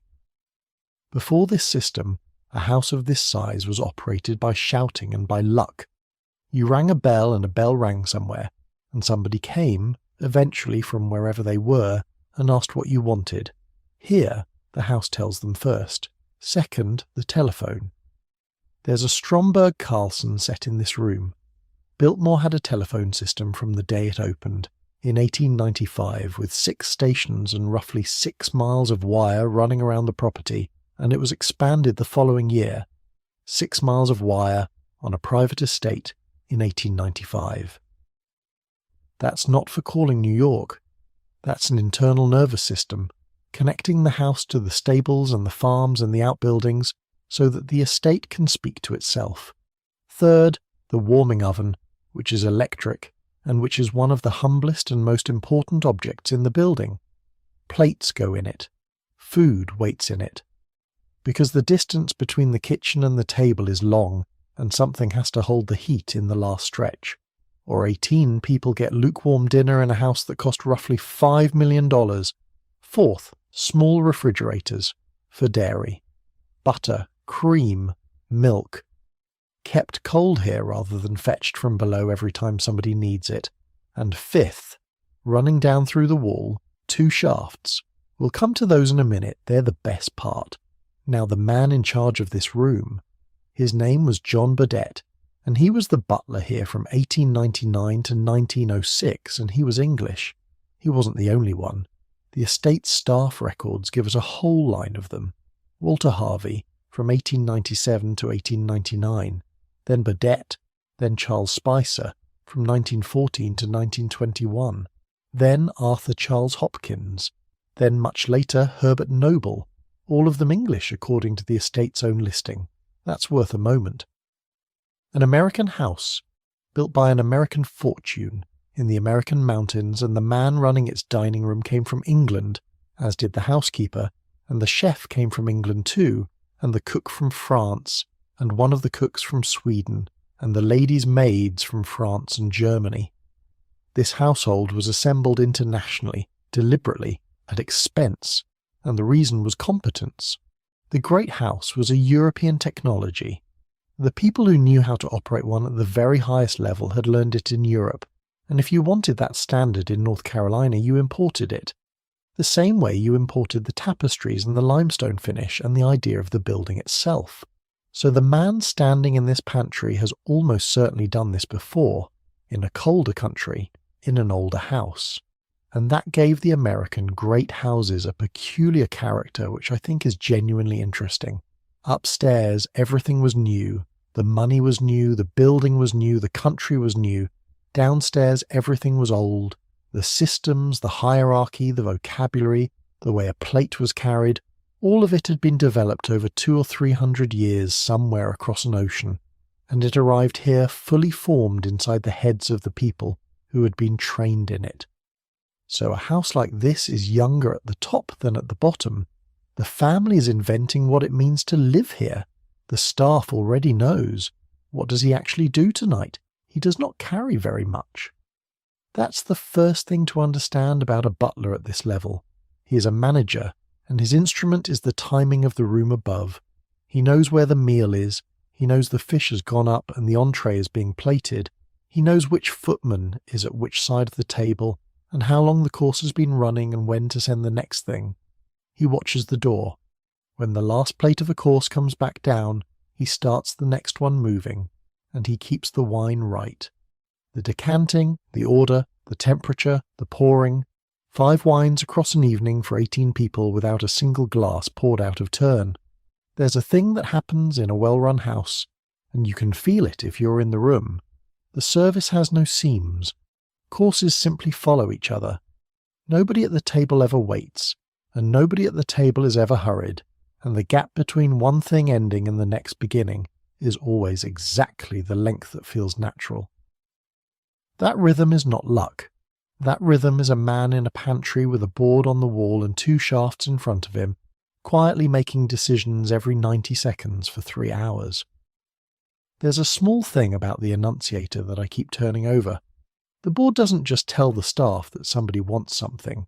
It tells them where, and therefore who, and therefore what they probably want. A bell from the library late in the evening is almost certainly the master of the house wanting the fire made up. A bell from a guest room at that hour is probably water, or a question about the morning. which means the household learns to answer a bell already carrying the right thing. That's the difference between service and good service, and it's not written down anywhere as a rule. It's simply what happens when a group of people pay close attention to the same small number of other people for years and build a memory of them, and then act on it before being asked. The technology on this wall is impressive. The thing being done with it is older than any technology, which is that somebody thought about you in advance. The pantry has a rhythm of quiet too. Between courses there's a lull, and in that lull the room does the small maintenance that keeps the evening moving. Glasses are checked against the light. Coffee is started. A cloth goes over a spot on the counter. Somebody eats something standing up quickly, because nobody down here has had dinner and nobody will for a good while yet. And under this floor, as under every floor in the house, the fire has not gone out. Now let's look at those shafts, because the way the food actually gets here is genuinely lovely. And below all of this quietly, the reserve is holding steady. 2 shafts side by side running down through the wall from the pantry to the kitchens below. One of them is worked by hand, a rope, a pulley, a counterweight, and a person hauling. It's the older technology, and it is entirely reliable, because there is nothing in it that can fail except the rope and the person, and neither of those tends to. I want to defend the hand-worked one for a moment, because it's easy to look at the pair of them and assume one is a leftover. It isn't. A rope dumbwaiter is quiet, and it's controllable in a way a motor isn't. You can bring it up slowly. You can stop it exactly where you want it. You can feel the weight of what's on it through the rope in your hands and know, without looking, whether the load is what you were expecting, and it doesn't care whether the engine in the electrical building is running, which is why the house kept both. The electric one is faster and stronger. The hand one always works. In an evening where absolutely nothing may go visibly wrong, having a second way to move a soup tureen 38 feet is not sentiment, it's sense. The other one runs on electricity. It's a dumbwaiter with a push button, and here are its numbers. It can take 250 pounds. It travels 38 feet from the basement all the way up to the second floor. And it moves at 100 feet a minute. Do the arithmetic on that and the whole evening falls into place. 38 feet at 100 feet a minute is a little under 23 seconds top to bottom. 23 seconds. That's the distance between the kitchen and the dining room in this house, expressed properly. Not in feet, in seconds. And 250 pounds of capacity means you are not sending up one dish at a time. You are sending up a course, all of it together, hot, in a single lift. Now why does this matter so much? Because the enemy of a great dinner is not the cooking. Any competent kitchen can cook. The enemy is the corridor. A dish that leaves a stove perfect and arrives at a table 11 minutes later has been ruined by architecture. In an old house with a kitchen a long way from the dining room, this was simply accepted. Food arrived warm rather than hot, and everybody pretended otherwise, and sauces were designed to survive the walk. Biltmore refused to accept it. So the kitchens are almost directly below the pantry, and there are 2 shafts, and one of them moves a course in 23 seconds, and at the top there's an electric oven holding the plates hot for the last few feet. I should be honest with you here, because I've been careful all night about this, and I'm not going to stop now. Nobody wrote down a timing rule for this house. There's no document that says a dish had to reach the table in 4 minutes. I'm not going to invent a stopwatch that didn't exist. What we have is the machine, and the machine tells you what the household cared about. You do not install an electric dumbwaiter with a 250-pound capacity and an electric warming oven and put your kitchens directly beneath your pantry unless the heat of the food at the moment of arrival is something you have thought hard about. The rest is hands. Let us say his name was Peter, and he's an under-butler, and he's invented, and the work is real. There's a serving trolley in this pantry. Metal, fitted with chafing dishes. When a course comes up, it comes out of the shaft and onto that trolley and the covers go on, and the trolley goes along the corridor toward the banquet hall.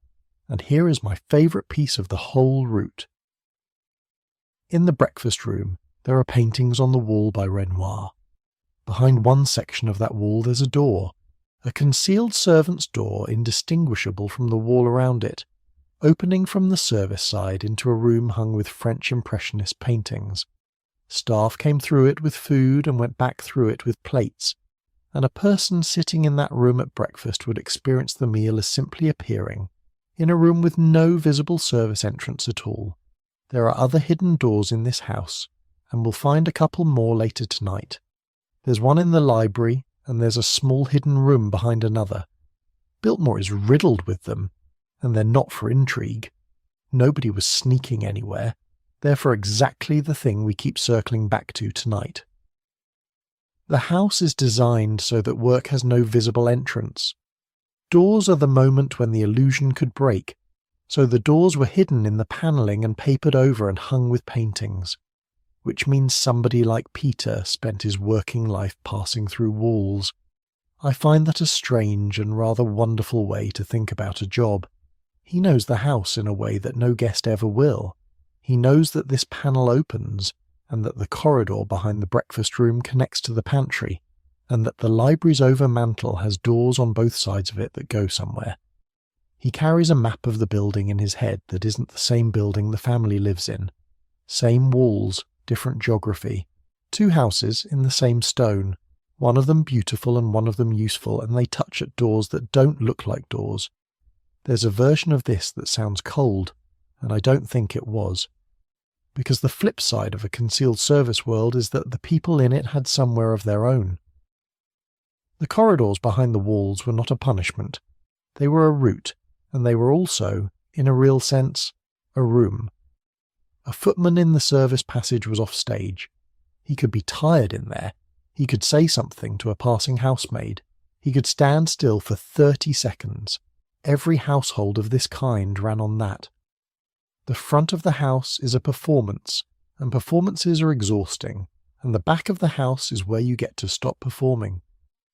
The plainness of the service side wasn't only about saving money on plaster, it was about being somewhere that didn't require anything of you, which is why, in almost every account we have of below-stairs life anywhere in this period, the servants' hall is remembered warmly, and the staterooms are remembered as work.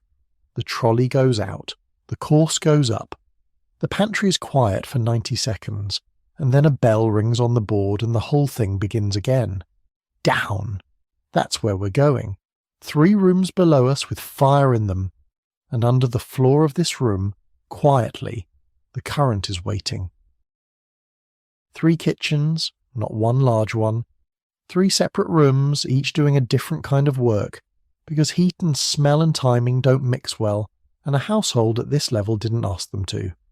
The main kitchen first, and the stove in it, which is 7.5 feet long. 7.5 feet of range, with a separate grill beside it. That's not a domestic appliance. That's a working surface, cast iron and enormous, fired from below and holding an even heat across its whole top so that 8 or 10 things can be happening at once at different temperatures depending on where the pan sits.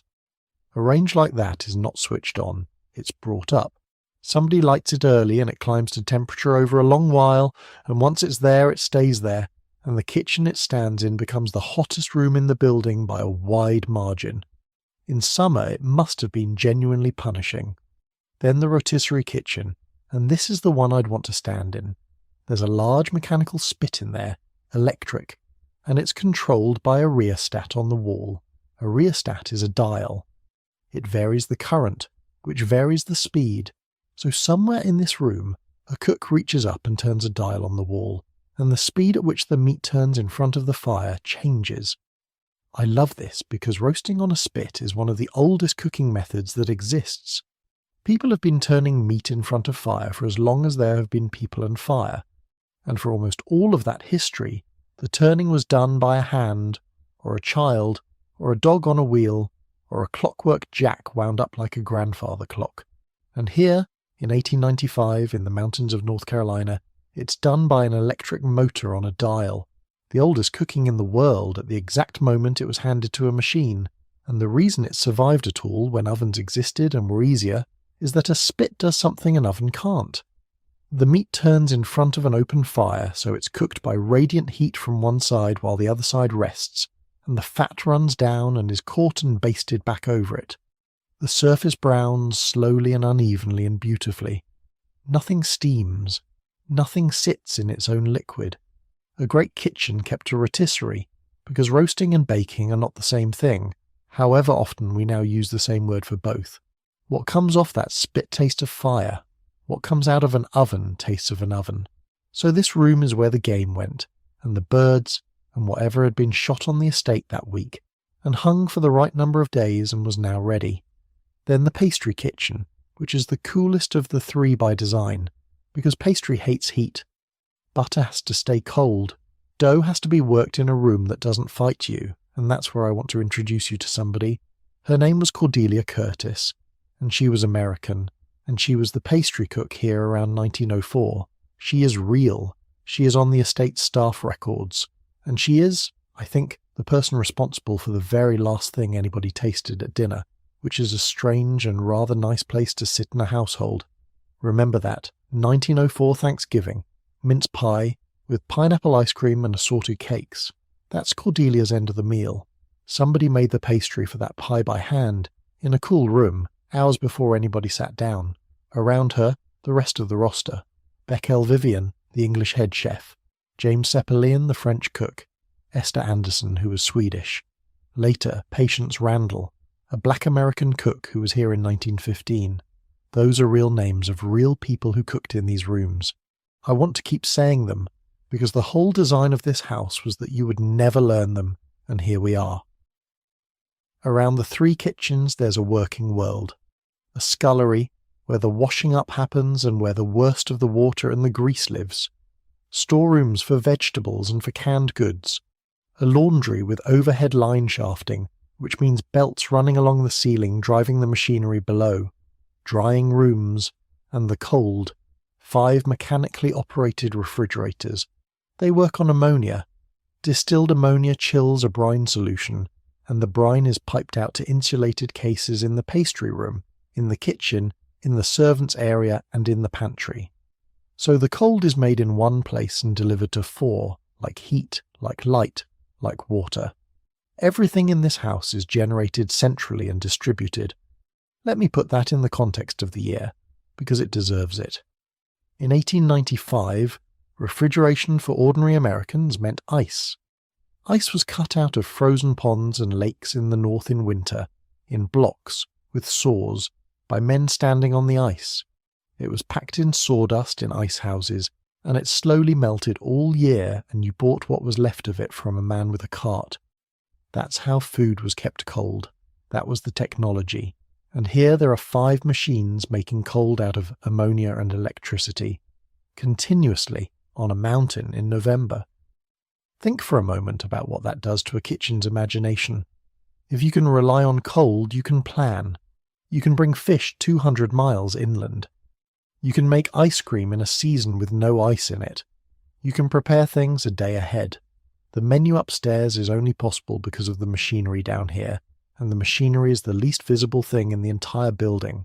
It's warm in here and it smells extraordinary, and there are perhaps a dozen people working without much conversation, and every one of them knows exactly where they are in the evening. Let me give you the smell, because it's the thing that would strike you first, and it's the thing no photograph can carry. Stock, mostly. There is always stock somewhere in a kitchen like this, bones and vegetables going quietly for hours at the back of the range, and it produces a smell that is savoury and slightly sweet and very deep, and it gets into the walls of a room permanently. Under that, coal and hot iron from the range. Over it, whatever is being finished, which changes every 20 minutes and comes through in bursts. Butter going brown. Something with brandy in it. Bread, if the pastry room is at that part of its day. And a background note of soap and hot water from the scullery, and greenery from the vegetable store, and every so often the sharp, clean cold that comes off the ammonia cases when a door is opened. A cook can stand in the middle of that and read the entire state of the meal without looking at anything. The way you can tell what's happening in your own home from a room away. Below us, down another stair, there's a room where it's cold and dark and completely silent, and I'd like to show it to you. And somewhere beneath us, quietly, there is light in this house that nobody has called for. To get to the wine, you go down again, below the basement. There's a back stair, it's narrow, and then the ceiling comes down, and you're moving through low passages with pipes and conduits running just above your head, the working guts of the building, and you have to mind where you put your head. And then there's a door made of iron grating, and behind it the cellar. It's cold in here, and it's the good kind of cold, which is the kind that doesn't move. The room was placed deliberately near the cold water pipes, so that the pipes would draw the heat out of the air and hold the temperature down.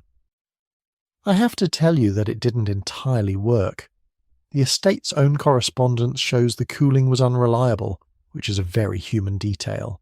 Somebody designed a passive cooling arrangement in a house full of active machinery, and it was a bit hit and miss, and letters were written about it. But cool enough, and dark, and still. And still is the operative word, because wine is one of the very few things in a working house that wants to be left completely alone. Everything else down here is in motion. The kitchens are in motion. The boilers are in motion. The water in the walls is in motion. The whole basement is a machine running at full speed. And then you go down one more level and pass through an iron door, and everything stops. No vibration. No light except what you brought with you. No temperature swing. Bottles lying on their side so that the cork stays wet, because a dry cork lets air in, and air is the end of it. It's the quietest room in the building by a considerable margin, and it's quiet in a way the bedrooms upstairs are not, because the bedrooms are quiet with people in them, and this is quiet with nobody in it, and those are two different silences. Let us say his name was Alfred, and he's the man who comes down here, and he's invented. He comes down with a list. 5 wines are wanted upstairs tonight in order, and they have to come up in time to sit and settle, and reach the right temperature before anybody drinks them. Now what's actually in here? In 1897, George Vanderbilt went to Europe, and from that single trip he shipped home 200 cases. 200 cases is 2,400 bottles. From one journey, and we know roughly what was down here later because an inventory survives from March of 1913, and reading it is like reading a map of Europe drawn in wine. Sherry from Spain, Madeira from an island in the Atlantic, Chablis from the north of Burgundy, Volnay and Beaune from further south in the same country, red now, Hock, which is what the English called the white wine of the Rhine, Bordeaux, and Champagne. That is a comprehensive cellar, not a collection of trophies. A working library of everything a great table might need across a year of evenings, and you can read the shape of a household's year in a list like that, if you look at it the right way. The sherry and the Madeira are the fortified wines, and they keep, and they're the ones you can open without ceremony, and they belong to the parts of the day that aren't dinner. Madeira in particular is a wine that had crossed oceans in barrels and been improved by the heat of the voyage, which is a lovely thought for a bottle sitting in a cold mountain cellar. The Chablis is the fish wine. That's what's in the glass when the Spanish mackerel arrives. The Volnay and the Beaune are Burgundy, and they're what you drink with the birds and the game, because Burgundy and game have been keeping company for centuries, and everybody at that table would have known it without having to be told. The Hock is the Rhine wine, pale and slightly sweet, and it turns up in that 6-glass setting because German wine was fashionable in this period in a way it has never quite been since. The Bordeaux is the serious red for the roast, and the Champagne is champagne, which is to say it can go anywhere and usually goes wherever somebody decides the evening needs lifting. 6 glasses at every place. 6 kinds of wine in this cellar. The setting upstairs is a picture of the room we're standing in. I want to talk about the bottles as objects because this is a room where objects carry their history more plainly than anywhere else in the house. A bottle of Bordeaux lying on its side in this cellar in 1913 was made from grapes grown by people in France, picked in a particular autumn, in a particular year with its own weather. It was fermented and put in barrel and moved to bottle and laid down. It crossed the Atlantic in a ship. It came ashore in New York. It went on a train. It came up a private spur to a mountain in North Carolina. It was carried down a narrow stair, under the pipes, through an iron door, and laid on its side in the dark. And then it waited, sometimes for years, and its entire purpose, the whole journey, is one glass, poured for one person, at one dinner, who will drink it while talking about something else entirely and will not think about the autumn in France for a single second. That's not waste. That's what wine is for. But standing down here among 2,400 of them, in the cold and the quiet, you feel the accumulated patience of it. There's a lovely fact about this room today, incidentally. Curators say the wine cellar at Biltmore has changed very little, not the contents. The bottles are long gone. The room, the iron grating, the low passages, the stone, the shape of the space and the cold in it. A person walking down there now is in almost exactly the room Alfred stood in with a list and a lamp. Very few rooms are like that. Most rooms get repainted and rewired and softened and made presentable. Working rooms in the dark that nobody thought to improve because nobody was going to see them sometimes come through the century almost untouched. The house's most modern spaces have all been modernised again. The cellar just stayed a cellar. Alfred takes what he needs and goes back up. The iron door closes. The cold settles again. And one floor over from the coldest room in this house is the warmest. And it is the reason for absolutely everything we have seen tonight, and I've been saving it, and under everything quietly the reserve is still filling. Here it is. The whole evening you've been standing on top of this room without knowing it. Every fire we've watched laid, every can of hot water carried up the back stairs, every warm corridor and every comfortable chair has been sitting on this. Come in. It's very warm. There are 4 boilers. 2 of them make steam. That steam runs to radiators, housed in brick chambers, and the heated air is pushed out from those chambers into a maze of flues that runs through the walls of a building with 250 rooms in it. The flues do most of the actual heating in this house. The 65 fireplaces are, as we said, largely for the soul. The other 2 boilers make water, not warm water, water at 200 degrees, moving continuously through loops that circulate through the whole building without stopping. That's the sentence I'd want you to keep from tonight if you keep only one. There is no hot water tap in this house in the sense you have one. There is no waiting, no heater firing up, no cold run before it comes through. The water in the walls of Biltmore is already hot, always, everywhere, and has been all evening and will be all night. And when Samuel opened a tap in the basement to fill his can, hot was simply what came out, because hot is the standing condition of the building. Roughly 20,000 gallons of boiler capacity to do it, and to feed all of it, coal. The coal comes into the service courtyard, and it goes down through covers set into the ground, and it lands in this basement in a roar and a cloud, and then it has to be moved by hand with a shovel into the mouths of these boilers, which are kept burning 24 hours a day, not stoked in the morning and let out at night, kept. Around the clock, every day, by men shoveling. And there's a good practical reason for that beyond comfort, which anybody who has ever looked after an old building will know immediately. A large boiler that is allowed to go out has to be brought back up, and bringing it back up takes hours, and the thermal stress of heating and cooling a big iron vessel repeatedly is how you shorten its life. Steadiness is kinder to the machine than starting and stopping. More than that, there's the water. This house has miles of pipe in it, running through stone walls in a place where the temperature outside drops below freezing regularly through the winter. If the heat goes off, the pipes freeze, and a frozen pipe doesn't simply inconvenience you. It splits, and then it thaws, and then it empties itself into whatever is underneath it, which in this building might be a tapestry from the 1530s.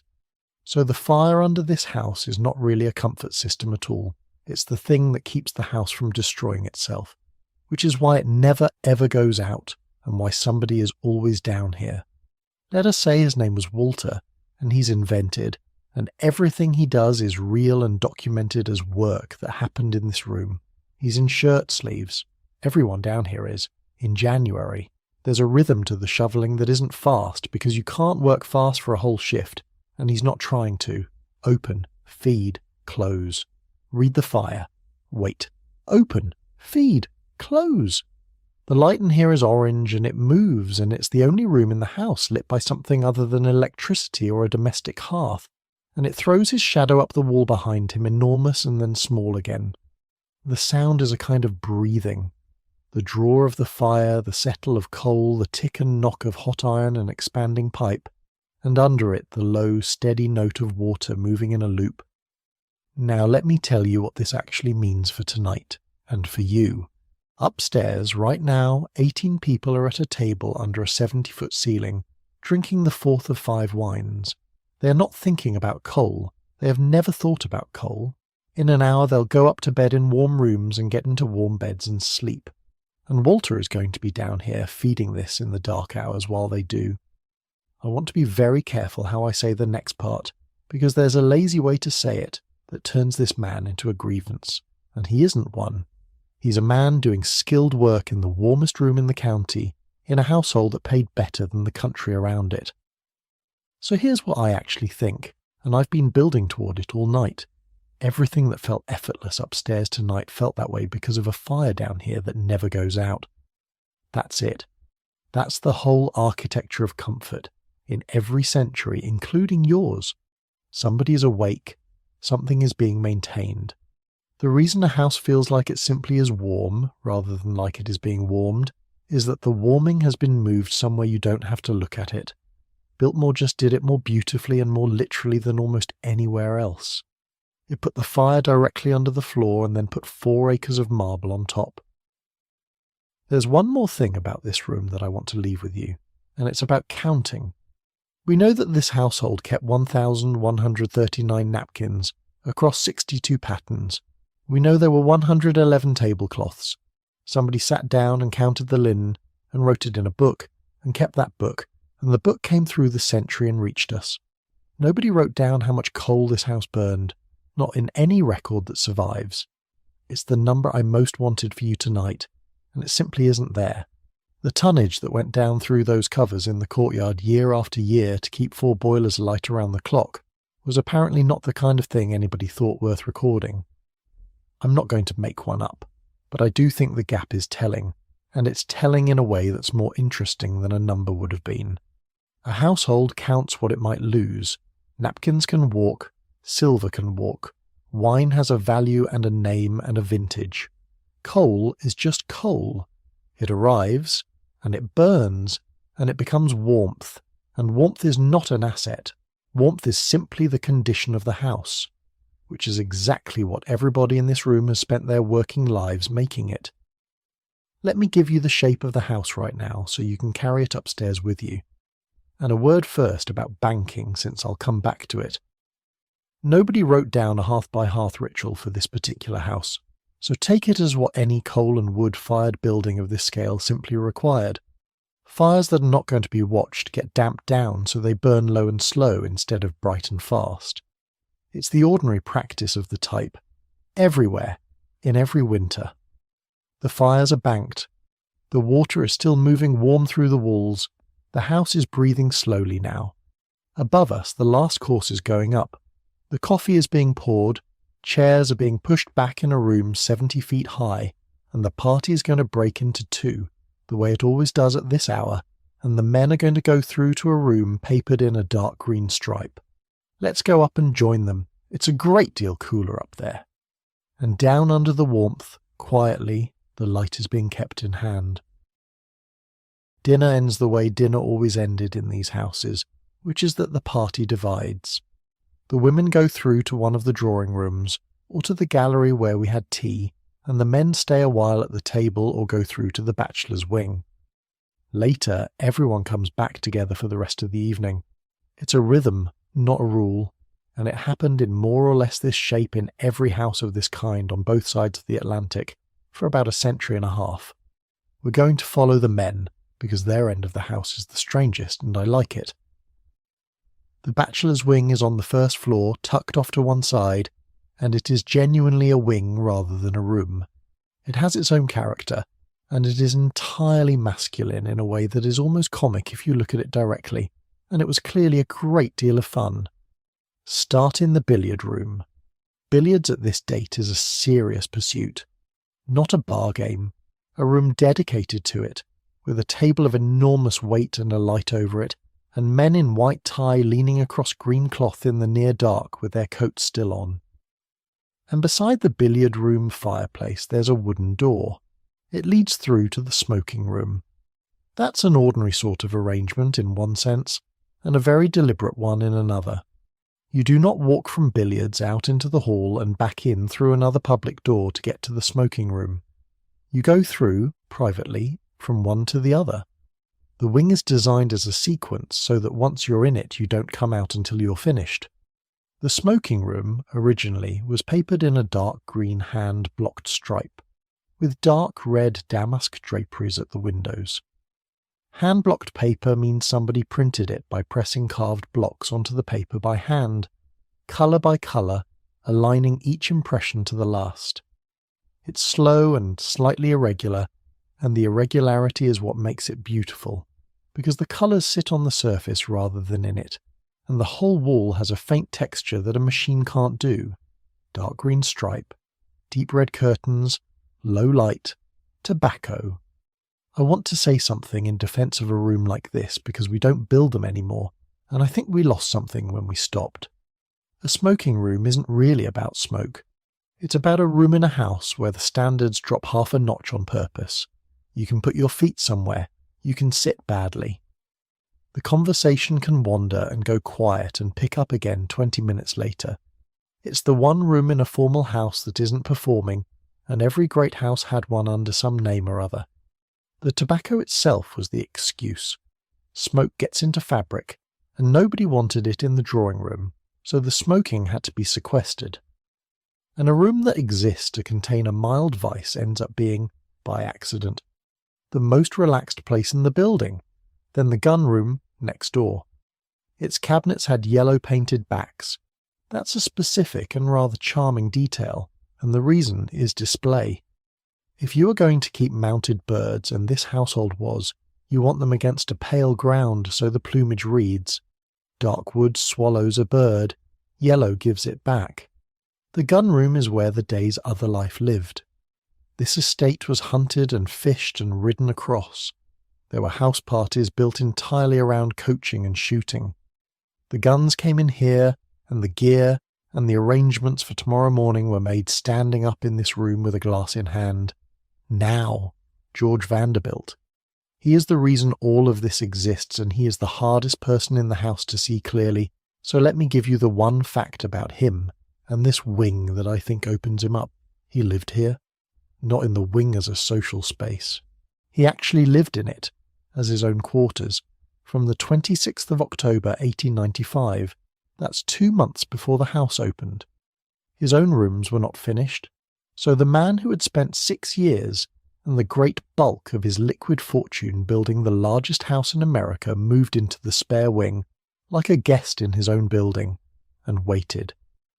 I find that completely characteristic of him, from everything else we know. He was born on the 14th of November, 1862. He was the youngest grandson of Cornelius Vanderbilt, the Commodore, and he was shy, introverted, private. He read in several languages. He collected books and prints and paintings. He was, temperamentally, the opposite of the Vanderbilts who threw the balls on Fifth Avenue and made the newspapers. His own grandson, William Amherst Vanderbilt Cecil, once described him with a line that I think is the single best sentence about George anyone has said. He said of him, "If you ever want me to do something, just say it can't be done." That's a shy man's stubbornness, and it explains the house completely. Nobody had built a chateau in the Carolina mountains. Nobody thought you should. So he did for 6 years with 1,000 men, and moved into the spare wing to wait for the rest of it. And what he did with the land is the same instinct pointed at something more useful. He hired a young forester named Gifford Pinchot, and Biltmore became the first professionally managed forest in America. The science of American forestry starts here, on this estate, because a bookish man wanted his woods run properly. That's worth a little more, because it's the part of him that outlasted everything else. When Frederick Law Olmsted first came up here to look at the ground, he was not impressed. He said of it, plainly, that the soil seemed to be generally poor, and that the woods were miserable. They were. This was worked out land. Farmed thin, cut over, grazed hard, the way a great deal of the southern uplands had been by the 1880s. It was not a beautiful wild forest that a rich man bought in order to look at. It was tired country. Nobody in America was managing forest at any scale as a long-term crop. There was no American forestry to speak of, and there were no American foresters. So George hired one, and the ground got treated like an experiment that would take a century to finish. Hold that thought. It comes back at the very end of tonight, and it is the single largest thing this house left behind. The men will stay in here for a while. There's brandy. Somebody has opened the connecting door and the two rooms have become one long low conversation. But George won't stay long.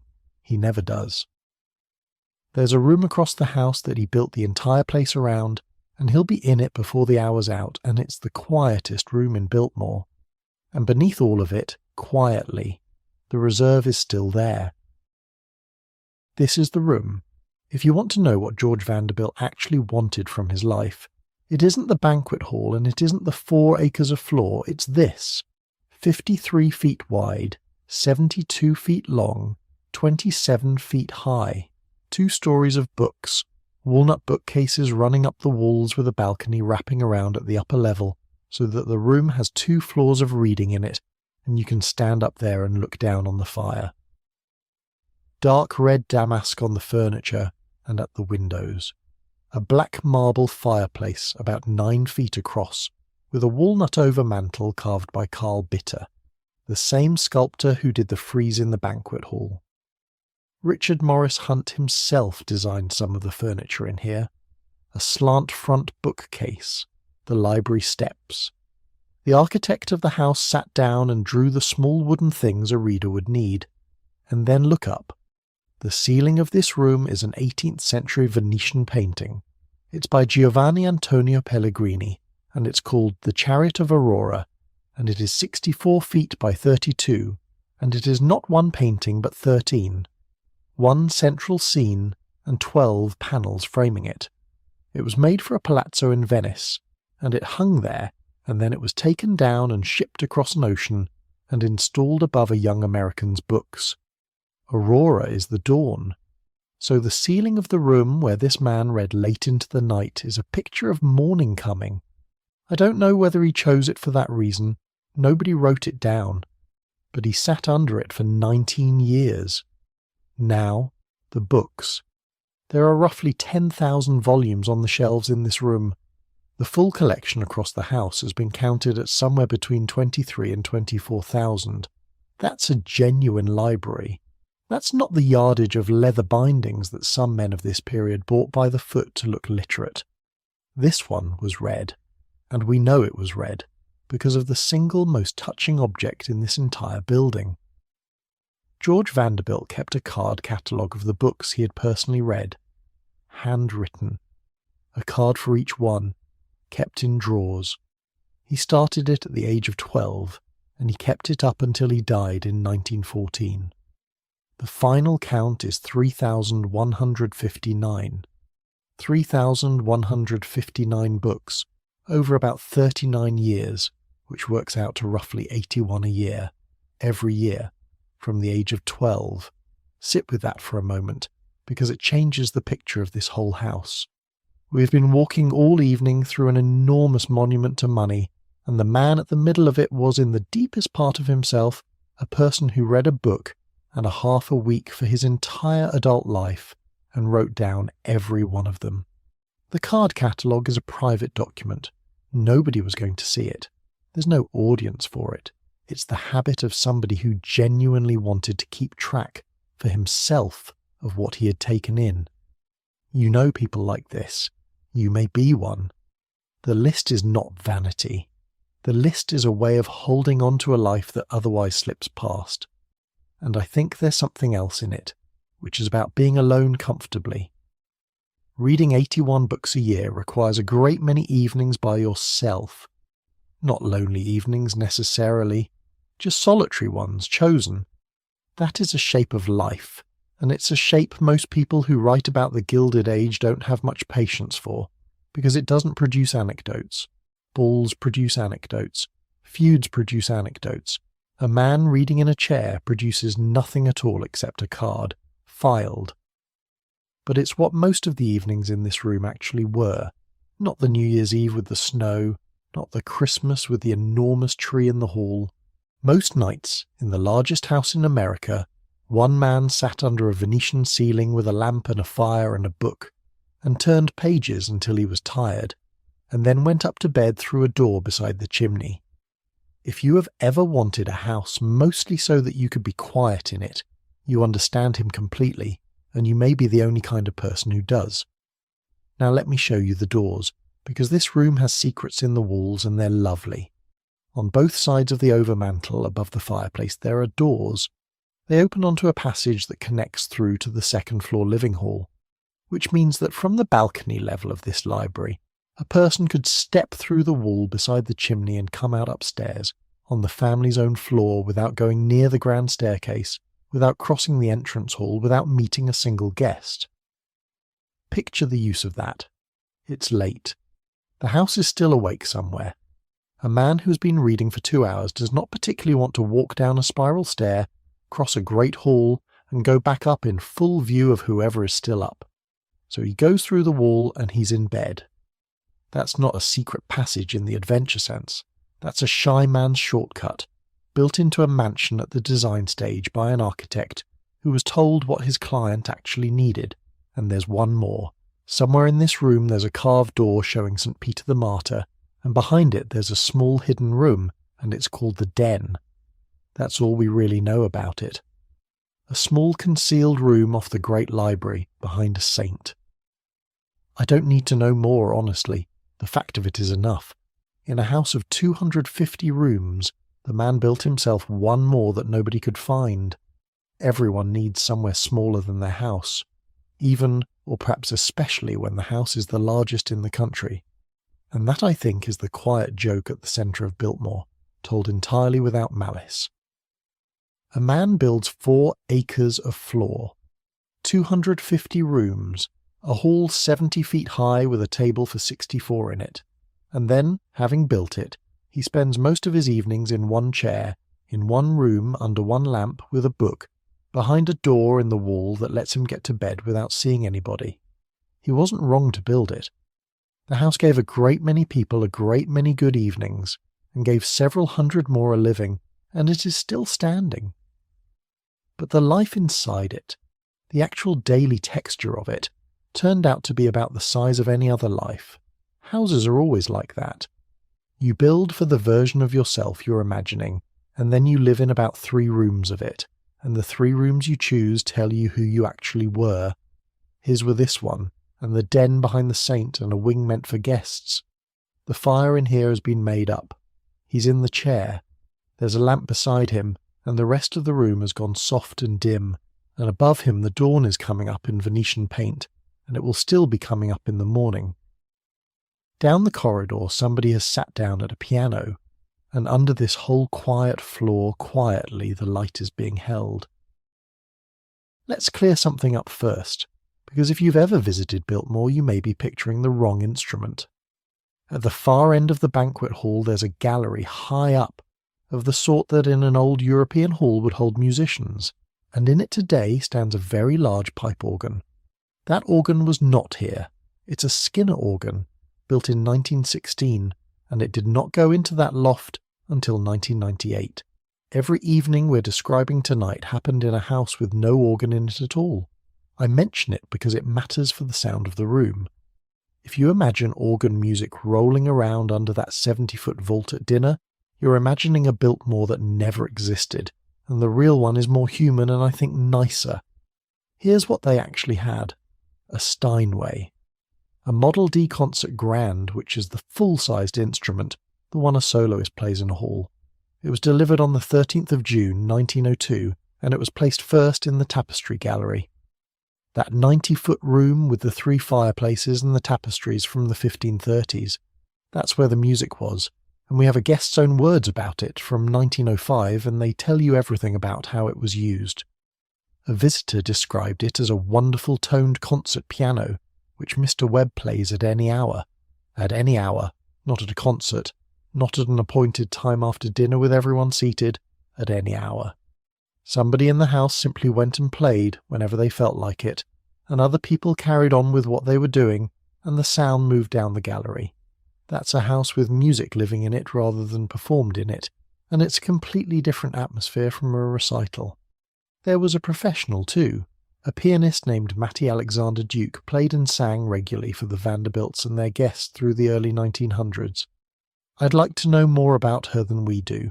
What we have is her name, her instrument, her voice, and the fact that she came back often enough to be described as regular. So she was here on ordinary evenings over years, in a room hung with wool 3.5 centuries old, singing to somewhere between 4 and 40 people. Now let me give you an actual evening in full, because one survived in the record with real detail. New Year's Eve, at the very end of 1895, going into 1896. The house was a week old. There had been an elaborate dinner, then lived music and dancing, and then, as the night went on, the party did what parties do and thinned into something quieter. Guests played cards, guests played chess, and at midnight they toasted the new year, and as they did it, snow began to fall. That's real. That's in the record. A brand new house on a mountain, a room full of people who had come a long way to be there, a toast at 12, and snow starting outside the tall windows at exactly the right moment. Sometimes the past arranges itself better than fiction would dare. That first Christmas week is the one stretch of Biltmore's evening life that got properly written down, and since almost nothing else did, it's worth taking a little of it, because it lets us see the ordinary through the exceptional. The house opened on Christmas Eve, 1895, and the family gathered in it for the first time. There was a tree in the banquet hall. Reports of its height vary between 30 and 40 feet, and I'll give you both rather than pick, because the estate's own horticulturist, a man named Chauncey Beadle, had warned that anything as small as 20 feet would look dwarfed in that room, which tells you the scale of the problem better than either figure does. And a group called the Imperial Trio played English carols, while all 3 fires burned in the triple hearth. One guest, Gertrude Vanderbilt Whitney, noted in her diary that this was her 193rd formal dinner of that year. 193 in 1 year. That is a woman who has eaten a great many courses in a great many rooms, and she still wrote this one down. On Christmas morning, at 11, more than 200 estate employees and their families came to the house, and George gave out the gifts from the tree himself, and every worker received an envelope with $10 in it, and there was a feast for them all in the carriage house. $10 in 1895 was real money to a working family, and the giving of it in person, by name, from a tree in the Great Hall, is exactly the kind of gesture this period did well, and we no longer quite have a form for. So let's put you back in the gallery now at the near end, in one of the chairs by the middle fireplace. The card players are at a table. There's the particular sound of a card game, which is mostly silence with small punctuations in it. Somebody laughs at a hand.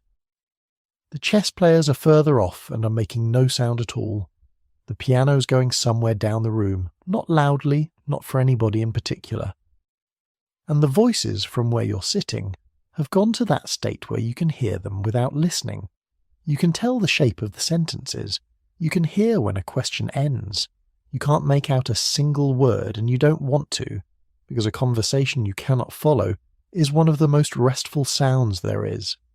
That's a real texture of the great house at night, and it's one you can still find in a good hotel bar or the far end of a family Christmas. Other people, nearby, happy, and none of it requiring anything from you. The fires have been made up once more, and this will be the last time tonight. The lamps at the far end of the gallery have already gone out, because the room is only being used at this end now, and there's no sense lighting 90 feet for the few people still up. Downstairs, in a room below all this, the plates have been coming back for an hour. That's where the second half of this evening is happening, and I don't want you to miss it, because it's the warmest part of the night. And somewhere under the house, quietly, light is waiting that nobody has needed. Come back down with me. Upstairs, the evening's a conversation. Down here, it's an operation that has been running since the coffee went up, and it goes at a good pace, and the mood is entirely different from what you might expect.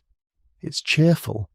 That's the thing that surprises people about below stairs at this hour, and it's consistent across almost every account we have from any great house in this period. The end of dinner service is the end of the hard part. The pressure is off, the food is out, nothing more can go wrong tonight, and the people who have been silent and formal and exactly correct for 3 hours are back in a room where they can talk, so the scullery is loud, and the pantry is busy, and somebody's telling somebody else something that happened at the table. There's a great deal to do. The plate has to be washed and dried and counted and put away, and silver is not left wet ever, because water marks it. Glass is washed and polished by hand, and 6 glasses at 18 places is 108 pieces of crystal in one evening, each one dried and held up and looked through. The linen goes to be counted, and out of that comes the laundry's work for tomorrow. The kitchens get cleaned down, the range gets raked and made ready. Anything for tomorrow that can be started tonight gets started tonight, and in the middle of all of it, the staff finally eat. This is the servants' hall, and it has its own architecture of behaviour which is one of the odder and more human things in the whole period. The senior staff and the junior staff do not eat as equals. The lower ranks wait on the upper ranks.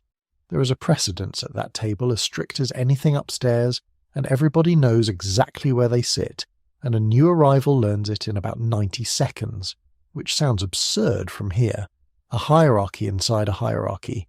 People who spend all day being ranked, ranking each other over their own supper. But I've come to think of it differently, and I'd offer this to you gently. A person who is treated as furniture for 12 hours a day, and who then goes to a room where they have a specific and acknowledged place, and a chair that is theirs, and people below them who defer to them, has been given something real. The order was portable. It followed you downstairs, and downstairs at least you were somewhere in it rather than beneath all of it. And the servants' hall is where the actual friendships lived. It's where the news went round. It's where the household existed as a community rather than a staff. The room around them is well equipped for a servants' hall. There are ironing tables. There's a call box on the wall so the bells reach in here too. And there's a telephone, which in 1895 is remarkable in any room, let alone this one. Now, the hours, and I'm going to give them to you plainly. The staff day here ran from 6 in the morning to 9 at night, roughly 2 hours free in the afternoon, 1 full day off a week, and half of every other Sunday. That's a long day. I'm not going to dress it up 6 to 9 with a gap in the middle 6 days a week. But here's the rest of the picture, and both halves are true. Almost every one of these people lived in. Room and board came with the job, and the room was heated and had indoor plumbing on the floor, in a county where a great many homes had neither. The wages, as we'll see in a minute, were extraordinary at the top. Biltmore said it paid New York rates rather than local ones, and at the top of the house the surviving figures bear that out completely. And Biltmore's own curator, Darren Pupor, put it in a way I keep coming back to. He said that in a lot of ways the standard of living for servants was a lot higher than they would have had somewhere else. That's a curator of the house, so take it with the appropriate salt. But it also matches the alternatives, and the alternatives are the point. The realistic options for a young woman in western North Carolina in 1898 were farm work, mill work, or this. Farm work was every daylight hour there was, and no wages at all if it was your family's farm. Against that, a warm room, a bed, a wage, a day off, and a chance to become a housekeeper one day is not a bad bargain. It was a hard job. It was also, by the standards actually available, a good one.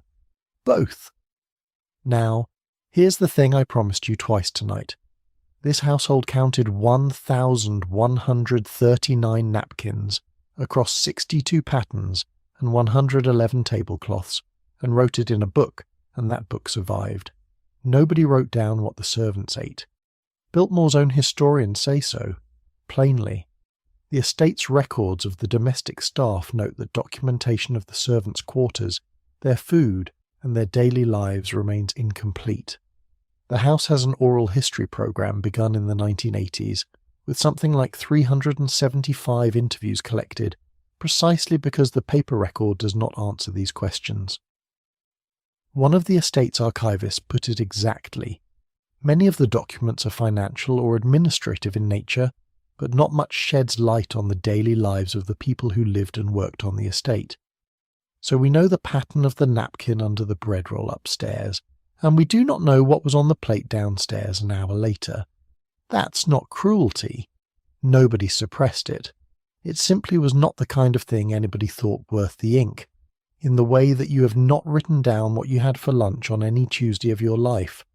But it does tell you what a household considered valuable, and the answer is what it could lose. Nobody was ever going to lose a supper. There is one small human scene from this house that did survive, though, and it's the best thing in the record, so let me give it to you here where it belongs. A teenage server named Essie Smith dropped china in the banquet hall. The sound of it under a 70-foot vault would have been appalling, and the silence afterward worse. George Vanderbilt got down on his hands and knees and helped her pick up the pieces, and then he had her promoted to chambermaid, so that she would not have to do the heavy lifting. That's the whole story. It's not a parable, and nobody wrote it down as one. A very rich man on the floor of his own dining room, picking up broken plates with a girl who worked for him, and then quietly arranging her working life so that it would be easier. We have almost nothing else of that kind from inside this house. I'm very glad we have that. At the head of that table sits a woman who has the keys to everything in this building. She's next, and she's the best story in the house, and below every room we have stood in, quietly, the reserve is holding. Her name was Emily R. King, and she was the housekeeper at Biltmore from 1897 to 1914, which is essentially the whole of the period we're inside tonight. She was born on the 7th of December 1853 at a village in Essex in England called Horndon-on-the-Hill.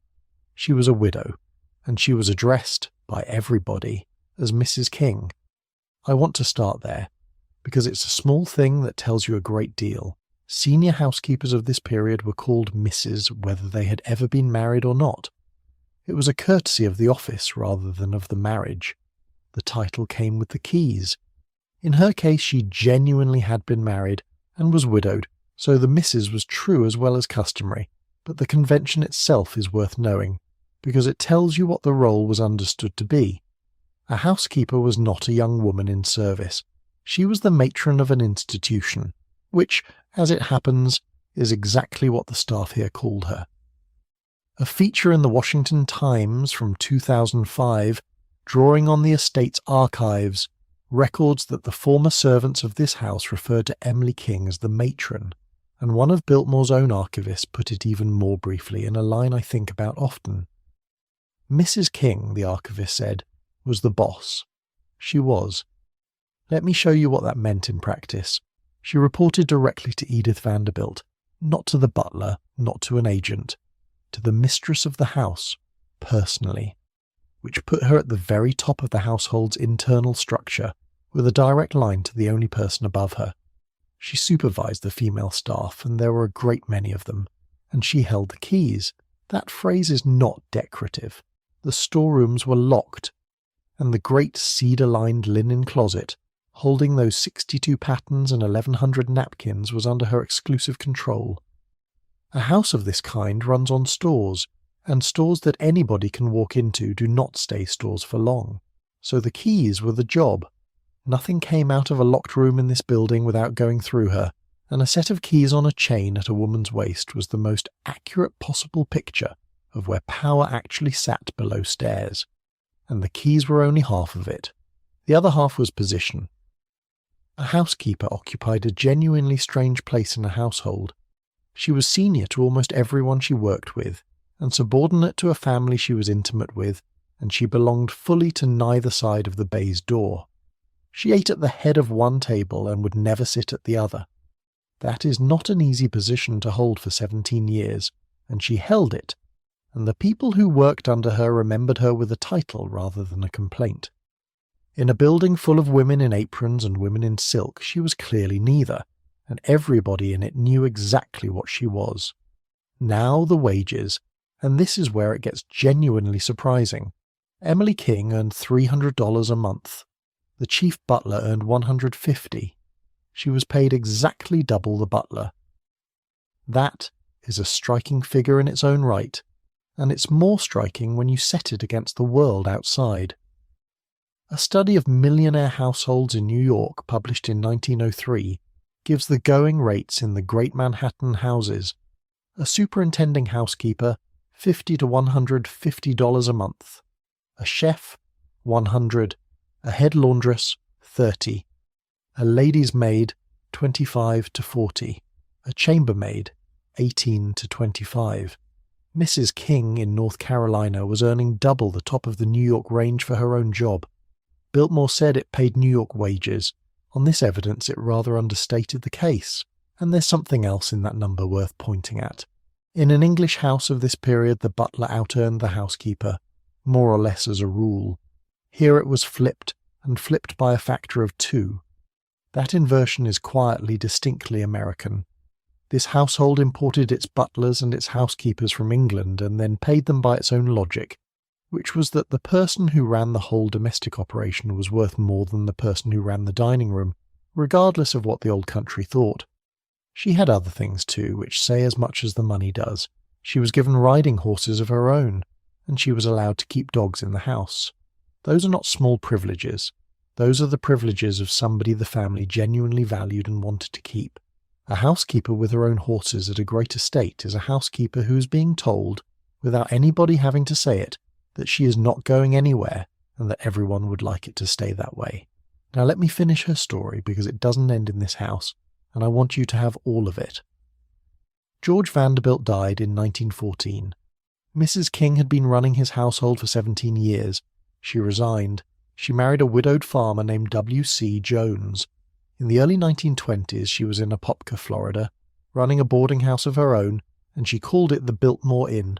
She named her own house after the one she'd kept, and she died in Pennsylvania in 1926. I love that so much I can barely say it properly. A woman from a village in Essex crosses an ocean, runs the largest private house in America for 17 years, is called the matron by everybody in it, earns twice what the butler earns, keeps her dogs, and then, when it's over, goes to Florida, marries a farmer, opens a small hotel, and names it after the place where she was somebody. That's her whole life, and it's a good one, and she was not incidental to this house. She was the spine of it. She'll go around now with the keys and lock what needs locking, and the last of the day's business will end at her hands, and out in the dark somewhere a man is starting to walk, and under all of it, quietly, the current is waiting in the dark. The securing of a house this size is not one action. It's a sequence, and it takes a while, and it happens while the last people upstairs are still finishing their drinks. Doors first, then shutters where there are shutters. Lamps go out in rooms nobody is going to use again tonight. Whole corridors go dark at once, wing by wing, as circuits are dropped at the board. And the annunciator gets quieter. That's the real signal that the evening is ending. The bells have been going all evening, from the dining room, from the drawing rooms, from bedrooms as people went up. Then they come further and further apart, and then they stop. Let me tell you about the safety of this building, because it's more thought through than you'd expect, and it's the reason somebody's about to spend the night walking. The house is divided into 6 firewalled sections. 6! Solid divisions built into the fabric of a building that is essentially stone on the outside and a great deal of very old wood, very old fabric, and irreplaceable paper on the inside. The idea is containment. If something starts in one section, it stays in that section long enough for people to get out and for the rest of the house to survive. In each of those 6 sections there are alarm pull points. Pull 1, anywhere in the house, and bells ring in the butler's pantry.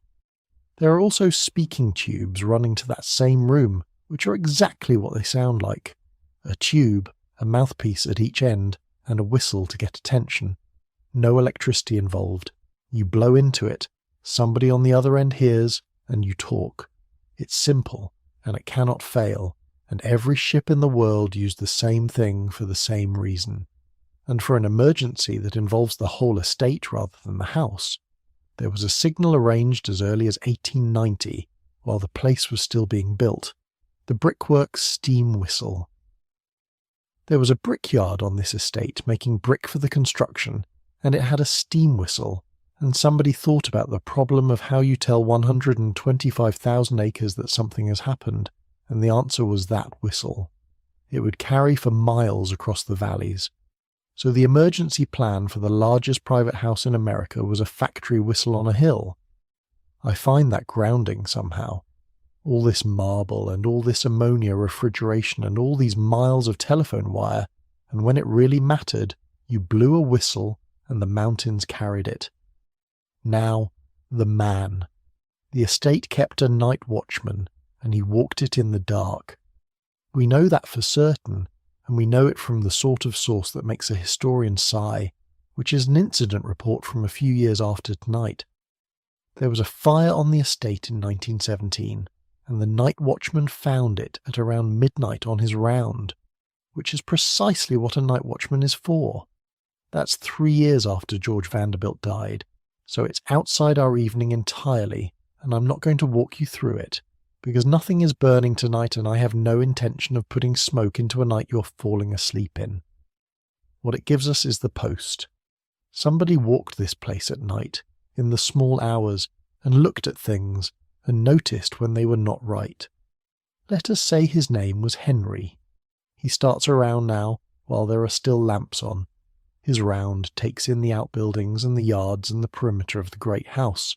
And it takes a long time because the buildings are far apart and the ground is uneven and he isn't hurrying. He has something to see by, and whatever it is not really for seeing. His eyes are better in the dark than any light he carries. It's for being seen, and for looking into the places that are dark even in daylight, and for the last 20 feet before a door. What is he actually doing? He's smelling mostly. That's the honest answer, and it's true of every night watchman who ever lived. Fire announces itself by smell long before it announces itself by light, and a man who has walked the same route for years knows exactly what every part of it should smell like, and will notice the wrong thing instantly, without being able to tell you how. He's listening for water, which is the other great enemy of a building. A pipe with a fault in it makes a sound in a quiet building that carries a surprising distance. He's checking that what was closed is still closed. Weather opens things, wind gets under a door that was not quite latched and swings it, and by morning a room has been full of cold air for 6 hours, and he is, in the simplest sense, being awake so that nobody else has to be. That's the whole of the job, not defence, attendance. I've always thought the night watch is one of the oldest good jobs there is, and one of the least changed. Somebody stayed awake at the edge of the camp. Somebody walked the walls of the town and called the hours. Somebody sat in the wheelhouse while the ship's passengers slept in their berths.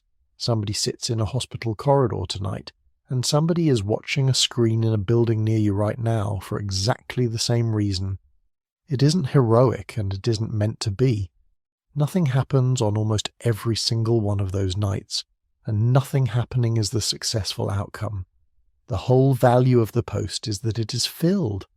And there's a particular quality to being the one awake person in a large sleeping place, which I suspect Henry would recognise, and which you may have felt yourself on a night when everyone in your house was asleep except you. It isn't lonely exactly, it's custodial. The building feels like it's in your care in a way it never is by day, when it belongs to everybody. For a few hours it's yours to look after, and you walk it slowly and you like it. Somewhere above him now, one flight at a time, the house is going up to bed. Lamps are moving along the second-floor corridor. The great staircase is being climbed for the last time tonight. Let's go up with them. And beneath the stairs and the stone, quietly, the light is still held. The grand staircase at Biltmore is 102 steps, and it spirals. 4 stories of it turning around an open well. It doesn't go straight up in flights the way a normal staircase does.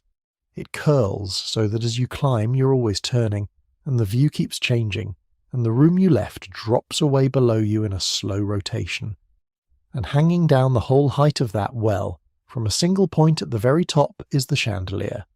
It's wrought iron. It is 4 stories tall, which is to say it's not a light fixture, it is a structure. It carries 72 electric bulbs, and it weighs 1,700 pounds. 1,700 pounds suspended from one point over the heads of everyone who climbs those 102 steps. There's something wonderful about the confidence of that. Somebody in the 1890s worked out the loads and hung nearly a ton of iron and glass from a single fixing in the ceiling of a stairwell, and it has been there ever since, and it is still there tonight. And up above it, remember, in the plaster, the names of the men who put it in, written with a finger while it was still wet, a date, some initials. They're still there too. Let's climb it slowly, because slow is the only way to take a spiral staircase at the end of an evening. Let us say her name was Charlotte, and she's a guest, and she's invented, and she came down from New York 4 days ago and will go back on Friday.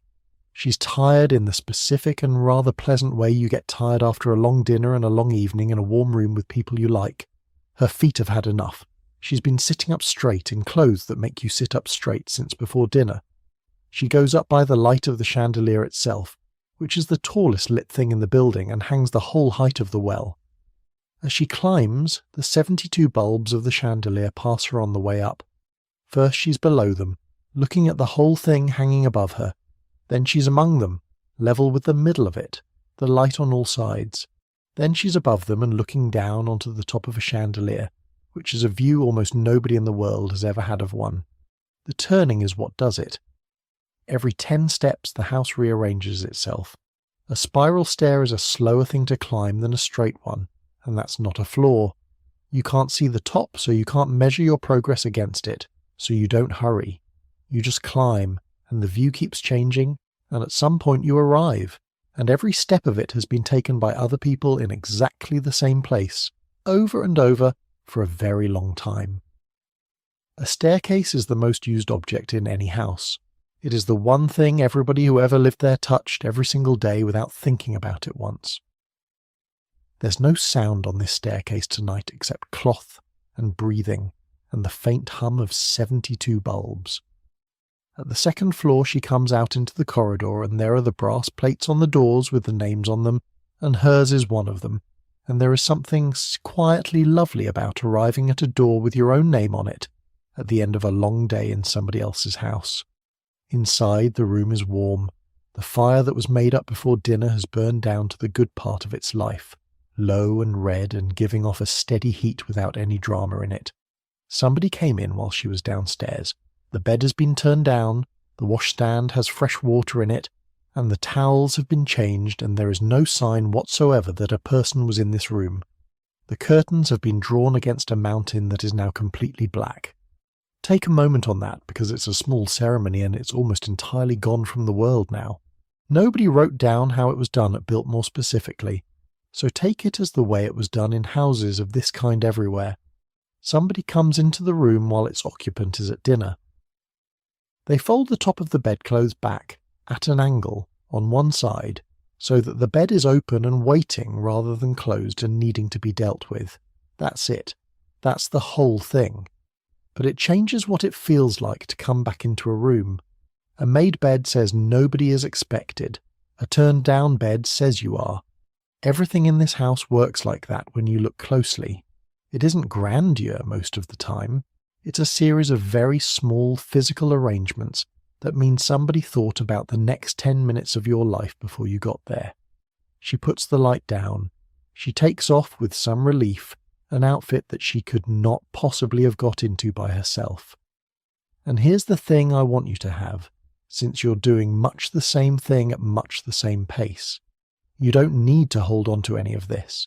If you drift off somewhere in the next few minutes and miss the rest, the fires will still be banked, the water will still be moving, the house will still be looked after. None of it depends on you being awake for it. That's what all of tonight has actually been about. A very large number of arrangements, made by a very large number of people, so that somebody could stop paying attention safely. Charlotte gets into a cold bed in a warm room, which is the best combination there is, and pulls the covers up and lies there for a while listening to a house she doesn't know. There are noises. There always are in stone. Something settles. Something ticks as it cools. Far away, a door. None of them mean anything. That's the good part. In an unfamiliar building, the first night is spent deciding what each sound is. And by the fourth night, which is where she is, the whole set has become weather. It happens, and you don't look up. She'll be asleep in about 4 minutes. On the other side of this building at this same hour, there's another staircase, and it is plain and steep, and it goes up higher than this one does. Let's go and see who's climbing it, and under the sleeping half of this house, quietly, the reserve is standing by. Up on the 4th floor under the roofline there are 21 bedrooms. They're for the women of the staff. You get to them by the service stairs, which are steep and plain, and entirely separate from the great spiral we just climbed. Nobody who sleeps up here has ever gone to bed by the grand staircase, and nobody who sleeps on the 2nd floor has ever seen this corridor. The corridor itself is narrow, with unadorned plaster walls. No panelling, no colour, no pictures, just plaster and a line of doors, and in each room a rocking chair and a small window. That's the description that comes down to us, and I've thought about it a lot because it's very short and it contains more than it looks like it does. A rocking chair, not a stool, not a hard chair.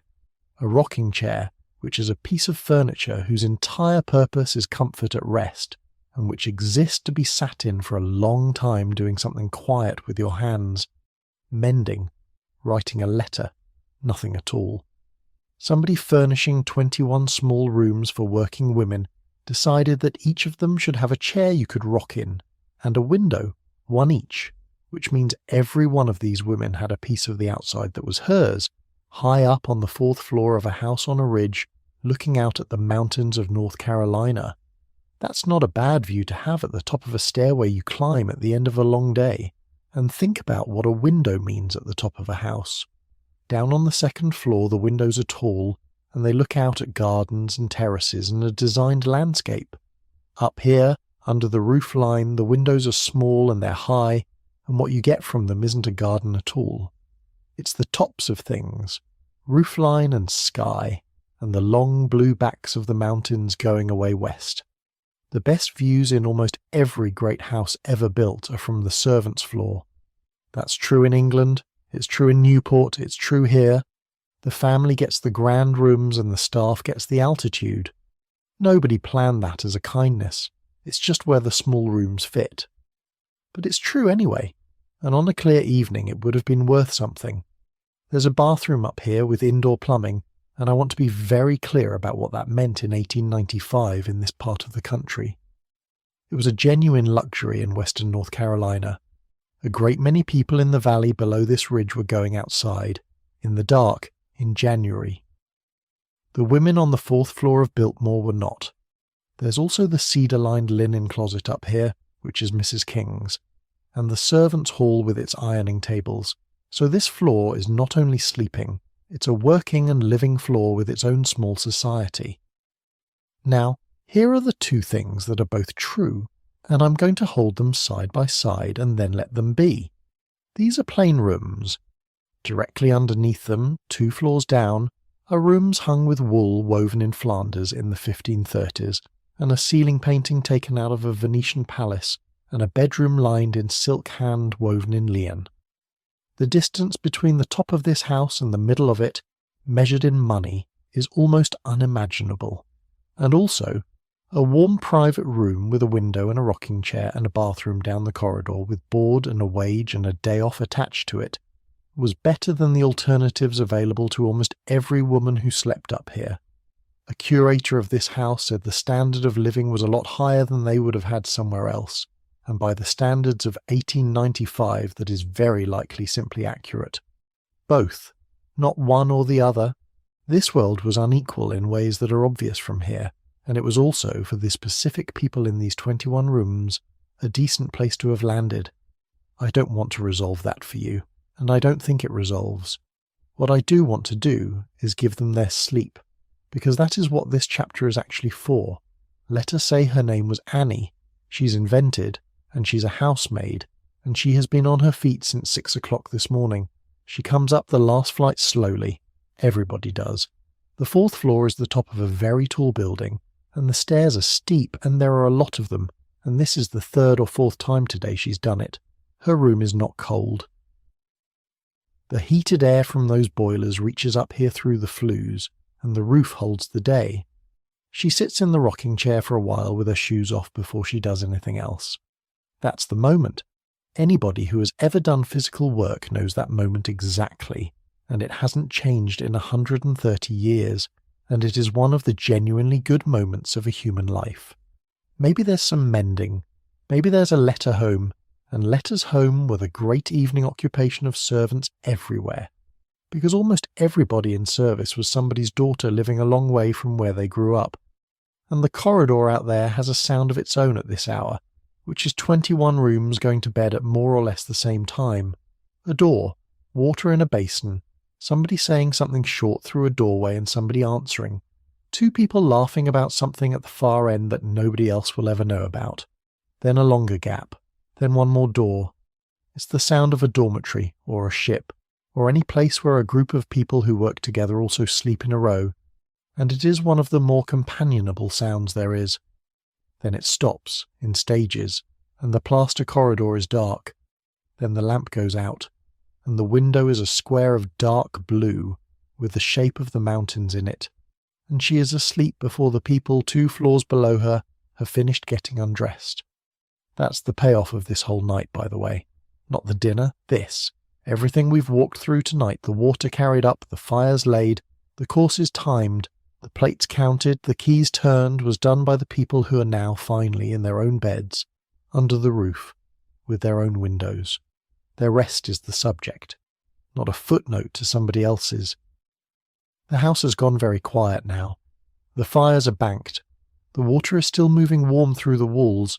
The house is breathing slowly now. Let's go down and listen to it. And below the plaster and the boards, quietly, the light is being kept. I have to tell you something honest before we do this chapter, and then I'll do it anyway. Nobody wrote down what this house sounded like at night. Not one person.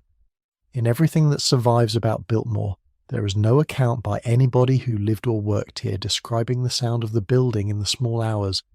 It simply wasn't the kind of thing anyone thought to record. So I'm not going to pretend to a memory that doesn't exist. What I'll do instead is give you the machines, because we know exactly what machines were running, and machines make noise, and if you know the machines, you know the room. Start with the clock, because it's my favourite object in the building.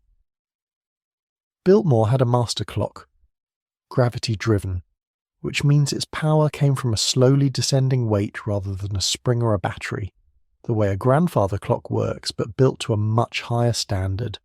It was accurate to within 1 minute a month, and it was connected electrically to slave clocks throughout the house, which it corrected and kept in step. So every clock in this building agreed with every other clock. 250 rooms, 1 time. That sounds ordinary now. It was not. Before synchronized clocks, every clock in a large house drifted independently, and the time in the kitchen was not the time in the drawing room, and a household ran on a rough consensus that somebody had to keep adjusting. Here, 1 weight descends slowly in one case, and the whole house agrees. 60 minutes an hour, and 1 minute of error in 30 days. Think about what that means for the night. The clock is running now. Nobody's looking at it. It is keeping perfect time in an empty corridor for an audience of nobody, and it will still be right in the morning, and it will be right next month. There's something restful in a machine that keeps doing its job in the dark. That's most of what's awake in this building right now. And there's the sound of it too, which is the oldest sleeping sound in the world. A clock in a quiet house at night is a metronome you don't have to keep time to. It's completely regular and completely indifferent, and it will go on whether you listen or not. People have fallen asleep to that particular tick for 400 years, and it works on us the way rain does, and the way a fan does, and the way, I hope, this does. Slow, even, and going nowhere. So, what's actually running? The 4 boilers, 2 making steam, 2 making water, all of them fed. That's the deepest sound in the house, and it isn't really a sound so much as a presence. Several floors down felt more than heard. The water in the loops moving continuously at 200 degrees. Water in a pipe makes a sound, not a rush, a kind of soft mutter, and now and then a tick as a length of metal expands a fraction against the stone it passes through. Radiators in their brick chambers, and the air moving through the maze of flues. That last one is worth a moment, because it's the sound closest to where you're lying. Warm air moving through a wall is barely a sound at all. It's more like a change in the quality of the quiet. A room with air moving gently through the fabric of it feels different from a sealed room, and you can't say why, and you'd notice immediately if it stopped. It's the same reason a fan helps.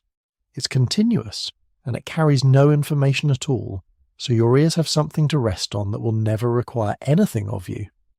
This whole building is doing that tonight. Everywhere, at once. 250 rooms with warm air moving quietly through the walls of all of them. And nothing else, mechanically. The kitchens are cold and dark. The dumbwaiter shafts are empty. The annunciator board has stopped falling. Then there's the building itself, which is not silent and never is. A stone house on a mountain has weather on it all night. Wind finds a corner, something in a roof answers it. And a building this size is always cooling somewhere and always contracting a little as it cools, so there are small reports in the fabric that have no cause you could point to. Old houses talk. They talk more at night, when everything else has stopped. Let me take you slowly through the rooms as they are right now, and then we'll stop. The banquet hall, 70 feet to the vault, empty. 3 hearths gone down to ash and a little red in the middle of each one. The tapestries dark on the walls, the flags hanging still in air that isn't moving, the Tapestry Gallery, 90 feet, no lamps, the 3 fireplaces low, the Steinway with its lid down, the winter garden, glass overhead gone black, the palm standing in it in the dark, the library, the fire gone to ash, the ceiling in complete darkness, 10,000 books doing what books do at night, which is nothing at all, patiently. The butler's pantry, the board silent. The 3 kitchens, cold, everything put away, everything ready for 6 in the morning. And the cellar, coldest and stillest of all, the bottles lying on their sides in the dark. That's the whole house, in about 9 sentences. 4 acres of floor and 250 rooms, and at this hour you can walk all of it in your head in under a minute. And that's the quiet I want to leave you in. It isn't silence. Silence is a bit unnerving, actually, and almost nobody sleeps well in it. What a house gives you instead is low, steady, meaningless sound, in the middle distance, made by something that is looking after itself. I'd guess you know the exact feeling I mean, from your own place. There's a set of noises your home makes that you've completely stopped hearing, and if one of them changed tonight, you'd sit up. That's not fear, that's familiarity, working properly in the background for free. Somebody in one of these beds tonight, on their 4th night in a strange house, is at the stage of learning that set of sounds. By the end of the week they won't hear any of them either, and whoever has lived here longest is sleeping through the deepest version of it, because for them the whole building has become one continuous no noise that means nothing except that everything is where it was. That's the sound you want when you're falling asleep, and it's the sound anybody in one of the beds in this building tonight is falling asleep to. The fires are banked, the water is still moving warm through the walls, the house is breathing slowly now. Out in the corridors a few lamps are still on, not many and not for long, let's watch them go. And under all of it now, quietly, there is light in this house that nobody will ask for tonight. Now the lamps, they don't all go at once, and they never did. A house this size shuts down in stages the way a town does, and if you were out on the esplanade in the cold looking back at it, you would see it happen slowly over about an hour. First the rooms nobody is in. Those went earlier as the evening moved. The far end of the Tapestry Gallery went dark hours ago. Then the rooms people have just left. The library, once George has gone through the door beside the chimney. The billiard room. The smoking room, with the green stripe going quietly to nothing. Then the corridors, section by section, as the last people reach their doors. Then the great stair, which is the last of the public lights. And when the chandelier goes out, the well of the staircase becomes 4 stories of dark with 102 steps in it. And then the service side, which goes last of all, because the people who turn the lights out are down there, and they have to be able to see to get to bed. Then nothing. A dark house on a ridge, with the mountains around it, and no light for miles. If you were down in the valley tonight, on the road, and you looked up at this hill, you'd have watched the whole thing happen over the last hour without knowing what any of it meant. A window here, a row of them there, a wing going dark all at once, which is a switch on a marble board. Then the great stair, which is the biggest single change because it's the tallest lit thing in the building, and then just a shape against the sky. It's one of the older pleasures available to a person, watching a house go to bed from outside. There's nothing to do about it and nothing being asked of you. Somebody else's evening ending in order without you, except the reserve is still up. That bank of batteries is still holding 2,000 ampere hours.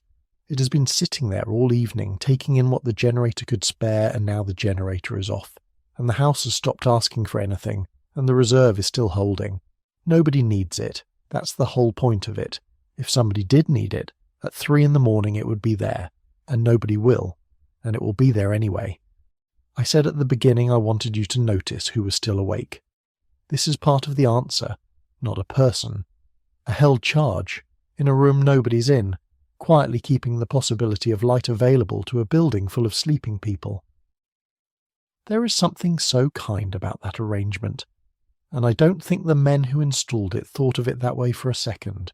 They were solving a technical problem, but what they built is a house that keeps a little light in hand for you overnight, and doesn't mention it, and from 1901 there's the other half of it, which is even better. Down in Asheville the streetcars are in their sheds. They've been running all day and they've stopped, and the power station that exists mostly to feed them has capacity it cannot sell to anybody.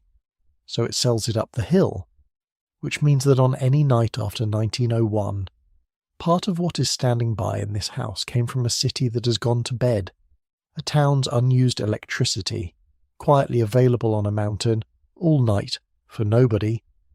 I keep coming back to that all night, and I'll say why one last time and then let it go.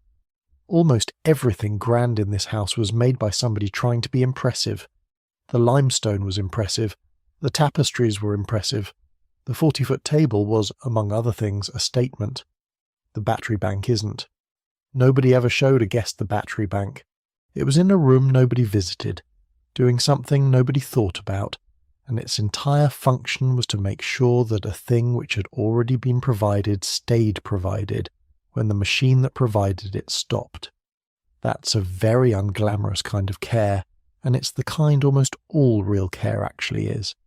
The lamps are the part you see. The reserve is the part that means the lamps can be relied on, and you only ever notice the second one by its absence, which is to say, you never notice it at all. Let me put you back in the basement one more time, because there's one man left, and he's the last thing. Walter is still down there. The evening's over for everybody else in this building. He has the boilers, and they're kept, and kept means kept. Open, feed, close, read the fire, wait. The room is orange and the shadows move, and it's the warmest place in the county, and above his head there are 4 acres of floor and a couple of 100 rooms, and a household of 30 or 40, and a family and their guests all asleep, and every one of them is warm because of what he's doing right now, in a room they will never see. He isn't unhappy. I want to say that clearly because there's a version of this story that makes him tragic and he isn't. He's a man with skilled work and a warm room and a wage, doing a job that everyone understands is necessary in the quietest hours of the day when nobody is telling him anything. Some people prefer nights, always have. The work has its own rhythm at this hour, and it's a slower one than earlier. During the evening the boilers were being pushed because the house was full of lit rooms and running water and people wanting things. Now the demand has dropped away, and the fires can be held rather than driven, so he banks them. Banking a fire is the opposite of building one. You cover the burning coal with a layer of fresh fuel and ash, and you close the air down and the fire stops flaming and starts smouldering. It burns much more slowly. It gives less heat, but it gives it for hours, and it doesn't go out. And in the morning you open the air again and rake it and put fresh coal on, and what was almost nothing comes back up in about 10 minutes into a full fire. That's the trick that has kept people warm through every winter night for as long as there have been hearths, and it is being done right now, under this house, in 4 iron mouths, by one man with a shovel who will do it again in an hour. The fires are banked.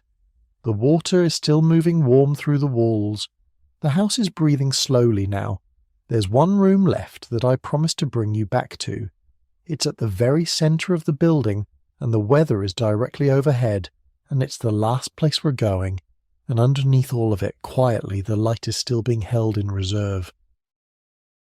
Come down the few steps with me. Carefully, because there's no lamp on now. We're back in the winter garden.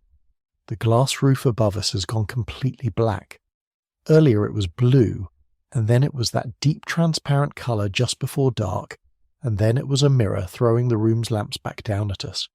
And now the lamps are out, and the mirror is gone, and the glass is simply the night, directly overhead, close enough to hear. The palms are standing in the dark around the fountain. They don't need anything from anybody until morning, and the house is all around us, and it's asleep. Let me walk it for you one last time, and then I'll let you go. Upstairs on the second floor, behind doors with names on brass plates, the guests are asleep in warm rooms, with the fires burned down to almost nothing. Charlotte went under about an hour ago. The curtains are drawn across black mountains. In the Louis XV room, silk woven in Lyon in the dark. Above them all on the 4th floor, 21 small rooms off a plain plaster corridor, a rocking chair in each one with a pair of shoes beside it. Annie is asleep, and the other women are asleep, and their windows are full of mountain. Down the whole height of the great stair hangs 1,700 pounds of iron, with 72 dark bulbs in it, over 102 steps that nobody is on. And above that, in the plaster, some men's names and a date. In the library, a fire gone to ash, 10,000 books on the shelves, and a card catalogue in a drawer with 3,159 entries in a man's own handwriting. On the ceiling above them, in Venetian paint, the dawn is still coming up, as it has been all night, as it will be all day tomorrow. In the banquet hall, a table for 64 cleared. Down in the basement, the kitchens are cold and dark and clean and ready. Below them, behind an iron door, the wine is lying on its side in the only room in this house where absolutely nothing is happening. And under all of it, 4 boilers are burning, as they burn 24 hours a day, and the water is still moving through the walls at 200 degrees, so that if anybody in this building woke up right now and turned a tap, it would run hot immediately. Nobody will. And the reserve is still standing by with 2,000 ampere hours in it, holding light that nobody has asked for, and somewhere out on the estate, in the dark he knows better than any light, Henry is walking. So, who is still awake? That was the question at the very start, and here's the answer. Fewer people than you'd think, doing warmer work than you'd guess, in a room under the floor where the fire has not gone out since the house was built. That's all. In the largest house in America on a winter night, with a household and a family and their guests asleep in it. The number of human beings still up is perhaps a dozen. Some of them are feeding a fire that must not be allowed to go out. One of them is walking outside because somebody should. Everything else that's awake in this building isn't a person at all. It's a clock keeping perfect time in an empty hall. It's water going round. It's a charge held. And now let me tell you the best thing, which is that almost all of it is still there. Biltmore is still standing. It's still owned by George Vanderbilt's direct descendants, and it is still the largest privately owned house in the United States. The tapestries are on the walls where they were hung. The Pellegrini ceiling is still overhead in the library. The winter garden fountain is still in place, with the boy still struggling with his geese. The wine cellar is almost exactly as it was, curators say, changed very little, the same cold stone behind the same iron, and the names in the plaster above the staircase are still legible. Outside, about 8,000 acres remain of the original 125,000, with 75 acres of Olmsted's gardens and 22 miles of trails through them, and the rest of it, roughly 87,000 acres of that tired, cut-over ground that Olmsted once said was miserable, became Pisgah National Forest. Public land, anybody's, yours.